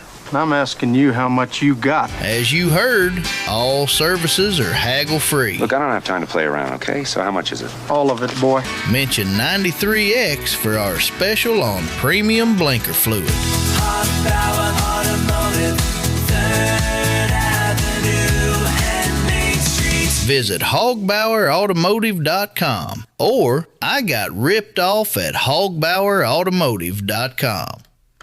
Always proud to be lined up with the folks over there at Hogbauer Automotive, 3rd Avenue and Main Street. Welcome back to the Half-Assed Morning Show on this magical Wednesday morning. We had a conversation about community service. By damn, a lot of yous got pinched as young people and had to go through with the community service. Just wanted to roll through a couple more text messages on the topic because it struck me funny. Here's a sumbitch in our listening audience who got in trouble as a kid for lighting a fire. Had a little touch of pyromania. We had that problem. His community service for starting this big old fire. He had to clean all the fire engines in town, Josh, by hand. That sounds kind of fun, actually. While the firefighters sat in lawn chairs, drank beer, and taunted them. It sounds like a lot of fun on both ends. One of our listeners said I had to spray paint home address numbers on the curbs. I remember kids having to do that. Where did they have home address? Like suburbs? I don't know. Oh, okay. I haven't seen that. Yeah, some of those. I've been to a few neighborhoods where they spray paint the house number. So the pizza man knows where to find you. One of our listeners claims to have the worst community service experience. He had to change out all the tampon machines in the ladies' bathrooms really? At his university. He had a big backpack full of tampons. He had to change out the tampon machines. Well, thank you. Like those receptacles? Yeah. I like this one the most, though, I have to admit. When I was 17, I got community service as a listener. I had to work at the local Goodwill. I actually heard a few of these stories when going through our text messages on community service punishments. A few people said they had to go work at the local Goodwill. So this one listener says he was a-setting there. She, actually, was a-setting there. And she asked the alternative-looking guy sitting next to her. She said, what'd you do to get here? And the guy said, I work here. No, because this sucks. This is your thing? My heart would sink. I'd feel so bad. It's going to be a long day after that one. I'm so sorry. Come on, man. That is fun. So also earlier I know Josh doesn't like this kind of attention, but I had to say it again. I feel as if you have been poorly treated throughout your lifetime by your family, by your physicians, by your academic, what do you call it, Josh? I'm trying to come up with a better word than school. Yeah, by your school. I don't think that's necessarily true. Well, you had this story where you screwed up once. Once you were 5 minutes late for something. A graduation practice. This is an A student. This is a kid who, honest to God, never missed a day of school. He's 5 minutes late for something at the ass end of his friggin' high school career, and they made you paint a building or something. You were poorly treated. You were mistreated. You got detention, and you had to paint a building, right? And I had to write an apology letter to the principal. Ridiculous. Which was the strangest thing. Ridiculous, unnecessary. Fitting, I guess. I just read an article this morning that said only 4% of Americans say they often got detention in school. 13% said sometimes, 26% said rarely, on and on from there. It doesn't matter. 54% claimed they never were sent to detention. Only 4% say they often found themselves in. I mean, we loved it. We loved it. Sure, I deserved detention in plenty of cases, but also we would go there even when we weren't assigned detention, because the detention hall at my high school somehow became the most fun you'll have all day. Did you have a teacher that just didn't care, didn't want to be there? He was absolutely clueless and one of the biggest goofballs. He was not a teacher. He was just some kind of office character. I don't know exactly what his title was. He was not a teacher, but he was goofy, clueless. He was a walk-in comedy show. So, yes, I deserved to be there quite often, but also I would go there when my name wasn't even on the list because it was so effing fun to be there. We just tortured this guy up and down. And then later we got to know him, and we really learned to love the guy. But surely the majority of my time spent there, our goal was to make him snap, and we did. He talked like this. He would say, "Okay, everybody, settle down." That was his delivery. And the other fun thing about it was when you walked in, you had to sign your name, okay, to make sure it was on record that you appeared for your detention.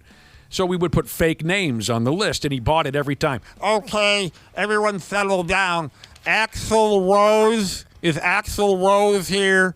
You follow where we're going with that? Uh-huh. Yeah. You had to be there, but I miss our high school detention hall because it was a riot. Box Toss and Jesus said detention, it was basically just a networking event for the bad kids. I'm meeting a lot of like-minded individuals. Yeah. That is the perfect way to put it. I loved it. That's how it was when we got sent to ISS, so in-school suspension. Oh, yeah. That was the best because you would get sent to a different building. Like, it wasn't anywhere near the school. Oh, really? Yeah, this was in middle school, too. I'm not sure what they did in high school. But it almost sounds like a reward versus a punishment. Dude, it was pretty sick. Like, and then for the most part, you're just sitting by yourself. You have to do schoolwork. But then, like, during lunch, you get to all gather around with, like, and these kids were, like, from a different school, too. Like, it was used by multiple schools, so it was sweet. And then you'd get that like really awesome lunch with like an Uncrustable. Like, it was, I loved it. You sound like you had a nice setup. Yeah. In school suspension, I thought really sucked because we just had to sit there and you couldn't make a sound and you were supposed to be doing schoolwork. It was just so boring. Just the clock would barely move. I thought of in-school suspension as a total suckhole because it was just dead silence for 6 hours. You had a nice setup there. Mm-hmm. Out-of-school suspension, of course, was an absolute joke. And I can't believe that even exists. It was so dumb. Maybe the idea is to piss your parents off because they got to take a day off of work or something. Or yeah, I don't know what the. No way our folks were staying home for that. I mean, I guess the idea of lucky. Well, yeah, my folks both worked, and anyway, I think the idea of out of school suspension, Josh, at least in my day, was you're going to miss out on class and you really had no chance to make up whatever you missed. So the idea was it's going to hurt your grade, as if any of us cared about that, you know. So. I got really lucky when I got out of school suspension. My mom was not happy, but she was more mad at the teacher because the teacher decided I got in trouble, and she decided in the middle of the day to personally drive me back to my house. What? And my mom had no idea. She had no idea that this woman that my mom doesn't know put me in her car and drove her back to my house. And then she walked into my house with me. My mom was so pissed at this lady. She's like, "What are you doing? You put my child in your car? I have no idea who you are. You're coming into my house unannounced." So my mom was like, "Screw that lady. Screw everything she thinks." Like, and I just had a week off of school. Yeah, that's not so bad. It's like, yes, thank you for being an idiot. Vacation Jesus said he and a buddy, they got in-school suspension the day they were supposed to go to Valley Fair. Oh, brutal. And the reason they got it is because they sprayed a girl with fart spray and she broke out in hives. Okay, it was deserved then. Damn. But it flipped around on everybody because it ended up ended up being a rainout at Valley Fair. Oh. So they were back at school. They paid a senior to bring them $50 in Taco Bell, and apparently the dean got pissed because they had more fun being stuck at school than the kids who got rained out at Valley Fair. Oh, that's funny. Yeah, one time in-school suspension got broken up by a kid I was sitting in there with. He lit the school on fire, and that broke up in-school suspension. There was a hole in the wall, and he reached his hand in there with a cigarette lighter, and next thing you know, the school was on fire. Well, that's the end of in-school suspension, but that was the only time we got a break. In-school suspension totally sucked. Did you guys ever have before-school detention? No. I don't recall that. Yeah, we had to do that, especially if you played a sport, because if you had to do after school, you'd have to miss practice and whatnot. So, yeah. So that was kind of a little bonus for being an athlete. Yeah, it kind of was, actually. Dude, no, that would hurt because you're waking up earlier for that. Yeah, we had to get there like 5:30 or 6 or something like that. Yeah. I would just sleep, but I imagine they won't let you sleep. All right. Power plant Jesus never once got in detention, mostly out of fear of what his mother would have done if he ever got caught. Yeah, I was more afraid of my dad than anything the school could do to me. Yeah, my folks didn't really pay attention, so we had a lot of laughs. Canine handler Jesus said detention, that was basically just the dating app back in the day. Yeah. Yeah, all the bad girls were in there, that's for sure. So there you go. All right. How about we go this route now? I know what you might be thinking when you listen to this program, but no, we're not perfect. None of us are. Pretty close, though. Damn close. Mm-hmm. Nobody's perfect. We human beings is what I mean by that. We have glitches. Somebody came up with a series of glitches that all humans have that needs fixing. I don't know exactly how that would be done. But these are a few of the glitches that we all have that could maybe use a tweaking. Things like forgetting why you walked into a room. Things like your brain remembering something embarrassing from 12 years ago at 2 o'clock in the morning. Yeah, let's shut that feature off. Yeah, I've been there way too many times. Things like, well, now I hope this never goes away because this is great comedy. Sneezing 10, 15, 20, 25 times in a row. Don't take that away, please. Yeah, there's somebody in my life. That's too much fun for the rest of us. Who does that too. But honestly, like, it's funny to a certain extent, and then I'm like, oh, you can stop now. I've only known, my grandma was the only one I've ever known to do that. Are you, Nick, you're not a multiple sneezer. I'm not you're just a very loud, aggressive, one at a time sneezer. Almost 99 days out of 100. It's just going to be one at a time. That's so weird to me. I'm always they're like huge, 2 or 3. They're loud. I almost blow my teeth right out of my skull. But yeah, I'm a one and done sneezer. My grandma was like a machine gun. Yeah, and my uncle would count them, and then she'd try and swear at him in between. That was pretty good comedy. I can totally understand why it made this list of glitches, because if you are a 10, 15, 20, 25 times in a row sneezer, you want that element out of your life. But for the rest of us, please don't take it away because it's a riot. Hiccups also. My wife gets those all the time. Hiccups for no reason. Do you guys have anybody in your life who gets like irrationally really angry about the hiccups? Because No. I do.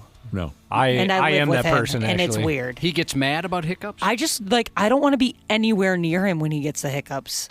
I mean, it can aggravate you after a while. I can't even imagine being one of these sorry some bitches who has the hiccups for 8 years or whatever. I only get them if I eat something way too hot for me. Spicy hot. Mm-hmm. All right, we're discussing the glitches that we mortals have to deal with. Some of us, not all of us. Well, a great majority of us will deal with this kind of a thing at one point or another in our lives. Like biting the inside of your cheek while eating is very frustrating. Oh, yeah. Your stomach growling in a silent room. We have a lot of guttural noises on this radio show. That's true. Stomachs, throats, things like that. We hear a lot of it here on the program. I get really embarrassed when we're in here in the morning and we don't have any of the mics on and my stomach makes a noise. I don't know why. I'm really self-conscious I guess I about haven't it. noticed. Yeah. I'm waiting for Nick to be like, what was that? Oh, every once in a while I do hear your tummy, but more than anything, it's the guttural throat and mouth noises around here. Yeah. This is certainly a glitch and one of the ultimate evils. And then we'll take a break. We'll get back to this, but we need to take a break. Here's one of the ultimate evils, and that is waking up 5 minutes before your alarm goes off. There's no more aggravating, desperate feeling than It's happening to me, Josh. It's happening to me more often now that I haven't been drinking beer. I've noticed you've been coming in earlier. I'm waking up. I'm waking up before my alarm even goes off, and it's got to stop. So I got to get back on the I actually kind of like Steveweisers. that. You like waking up? Yeah, because then my alarm's not going to wake up my wife, and I don't know. It just makes it. You're so considerate. It makes me sick sometimes. Oh, I didn't mean to be disgusting. I get so pissed off about that. But I can understand. I suppose if you wake up a few minutes before your alarm, then you don't have to suffer through the alarm. Yeah, the alarm sucks. You're right about that. The Half-Ass Morning Show. 93X. Oh, I can guarantee you one thing, and that is we're going to steamroll our way out of this building very shortly. But before all that, the human body is a wonderful mystical thing, and we've got some of it fingered out. People like yesterday's guest, Dr. P. Jesus. He could tell you this and that, the ups and downs of the human body, but there are glitches. We all fall victim to these glitches. Is there a way to correct them? Probably not.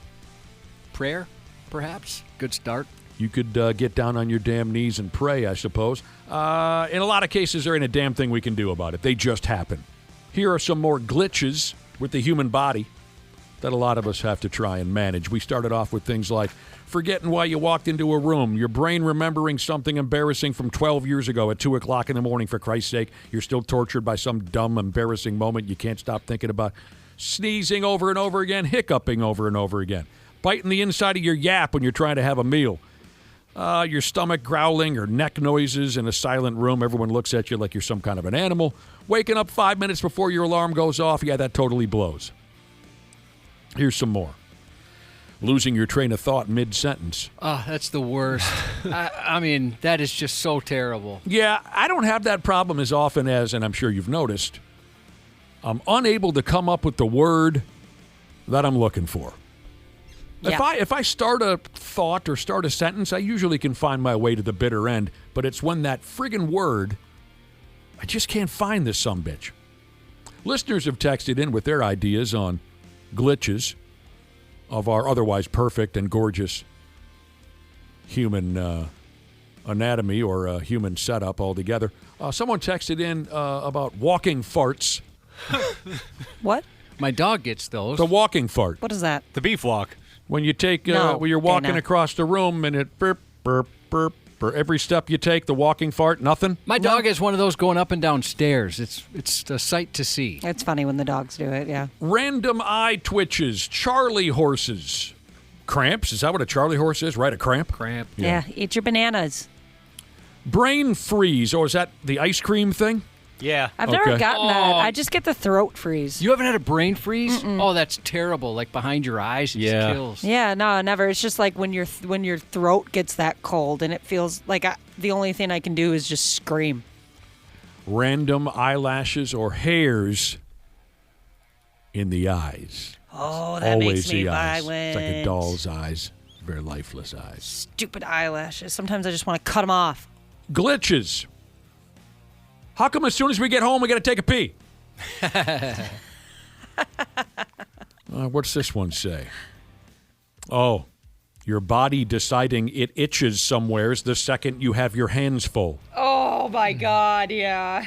I had an itch the other day. I swear to God. I about pulled my right arm out of the socket trying to reach. Middle of my back kind of a thing. At my age, I'll end up in the hospital from that. Yeah. But I had an itch in the middle of my back, and I had to get it. So I put myself in this terrible... Speaking of that, weird question, quick. Is there a spot of your guys' back that you can't reach? Oh, yeah. Oh, yeah. That's what I 100%. thought. And I've asked a couple From my people. shoulders down. There's numerous spots on my back that I can't reach. What are you talking Yeah, about? I've talked to a couple people, and like they don't have they're flexible enough where they can get that like middle of the back in between the shoulder blade spot. I don't trust them. Was this a family of circus performers or something? That's what I mean. I was like, what is going on? Am I Was just this only the talking to jellyfish? double jointed people? The What? University of Minnesota gymnastics team? Yeah, I know. Of course, there's all kinds of spots All I right. can't reach. I don't feel crazy now. Thank you. No. You're normal is what you are. What other glitches can we cover? Oh, yawning because someone else yawned. It's Oh, yeah. contagious. That'll get me. Crying when cutting onions. Random songs getting stuck in your head for days. Oh, that always happens to me. And it's usually Christmas carols. My wife I think it drives her insane. Same here. 'Cause Mine's Jingle Bells. Oh, it's always some Christmas song. I have had one singular song stuck in my head since 1984. I'm not making this up. Just about any time I'm sitting in the quiet, same song comes into my head. Heaven's on Fire by Kiss. Oh, I like that one. Don't know why, but I have had that song in my head at the ready. Like I described, downtime, silence, like maybe trying to fall asleep, something like that. Heaven's on Fire by Kiss is there, and it's been there since I was a 7th grade kid. Oh, you know the new banger for me, that this is always in my head. You guys know this, I think. Don't List Call Chris. That song, his theme song, Chris Lindahl's theme song, is in my head yeah. all the time. I have a really stupid one. Like the past month, it's like hot dogs and bologna, chicken and macaroni. I don't know that one, but that sounds delicious. I just sing it constantly. Glitches in the human setup. Okay, it says here the fact that stress can cause physical symptoms. Can anyone give me an example? Because like maybe a messed up tummy? I stop eating. Oh, okay. Does that count?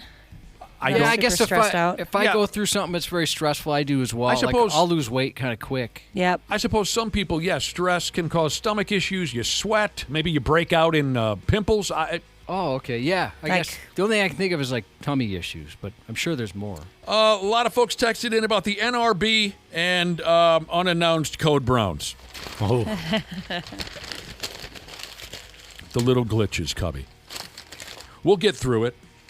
Gray hair, someone said. You can get stressed out from gray. You get gray hair from stress. I always thought that was maybe like an old wives' tale. I refuse to believe it. Yeah, me I guess too, but I don't know. I've heard the jokes over the years, but I'd never considered whether it was legitimate or not. Like fear can make somebody's hair go white. If that was the case, I would have so much gray hair.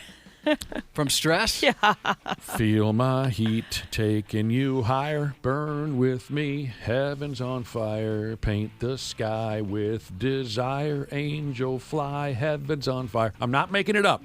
Ever since that song came out, it's at the ready in my brain, and I feel like maybe Paul Stanley and Gene Simmons owe me something for that. I don't know. Not that it's the worst song in the world. It's not. It's a decent Kiss song, but I have not been able to shake it. And maybe that means I'm out of my mind. I'm not sure. No, I think that's kind of Does anyone else have the same song at the ready at all times in their friggin' brain? No, not really. Well, there you go. There's one that's definitely been since childhood, but like right now, it's not in my brain, so I don't want to think about it too hard, or else it's gonna be a problem. Well, again. now I want to know. No, I don't want to think about it. Think about it. Get out of my head. Nope, I'm in your head. When did it start? Sing it. When I was younger. I think I know what it is. What is it? No, I don't. I can't think about it. No. I'm going to sing it. What? I don't want to wait. That's your favorite song. That's the song that's in your head at all times. Oh, no. Maybe that's in second place, but nothing can get in the way of Heaven's on Fire. Is it? Darn it! I thought of it. Now I'm mad. I'm Is it so Tub mad. Thumping by Chumbawamba? No. I believe in sunshine on a cloudy day. And I don't even know the right lyrics. The next one I say. Are you talking about I believe in sunshine in every way, and I don't think that's the song. Is that Do You Believe in Magic? I think Do you so. believe That's in the song it magic? sounds Yeah, so I sing that. That's a happy all the song. Who time. was that, Josh? Do you believe in magic? Oh, geez. I'm going to look that up. Yeah. Into this and that. Oh, yeah, The Lovin' Spoonful. Dude! Yeah. I think they're going to be at the fair this summer. Oh, now I'm screwed for at least a week or two. You got to go, Ashley. You got to go check Feel them out. my heat taking you higher. Burn with me. Heaven's on fire. Paint the sky with this. We used to play that, the old X105 and early 93X all the time. Like when I'd work an overnight shift on the weekend, it was pretty much guaranteed we'd play it. There's worse. Yeah, I don't mind that at all. All right, we got to go. Man, Bear Pig Jesus texts a shout out to the Stouties on their 20th anniversary. Congratulations to I Build Stuff Jesus and his smoking hot wife, MILF to be Jesus, being induced tonight with their first boy, Ashley. You had one of those. Congratulations to Tristan, now 3 years off the sauce. That's awesome. SLP Jesus says, happy birthday, bitch, quote unquote, to Josh at North St. Paul Public Works. Happy birthday to Jer from your pal Gasman Jesus. Happy 27th to Intermediate Jesus. Happy birthday to a wonderful kitty in the kitty hood, Daisy, turning the big 04 today. She's listening at home. You know what, Cubby? I miss my kitty. You do? Yeah. I'm sorry to hear that. Keaty died. I know. Big Lou? I miss my Keaty. Yeah. Well, I missed that Keaty, too. I was thinking of a different Keaty. I was thinking of Gabriel. Oh. Yeah. I miss sorry. both my Keatys. I miss them. I could see why. They're a good companion. Yeah. Happy 49th to over-the-road trucker Faith Believe in Jesus, and wishing a speedy recovery to Piper after your surgery. Piper had surgery, you know. Enjoy them popsicles, Dad said. P-Man. 93X. Air conditioning. The love of my life. Uh-oh. That doesn't sound good. What's going on, Habs podcasters? We're getting into that soupy part of the summer when your air conditioning is going to be holding on for dear life. That's where our friends at Standard Heating and Air Conditioning come into play. If your AC is out, you shouldn't have to wait. Standard prioritizes homes without cooling, so they got your back. With over 70 trucks on the road, they're ready to make you comfortable fast.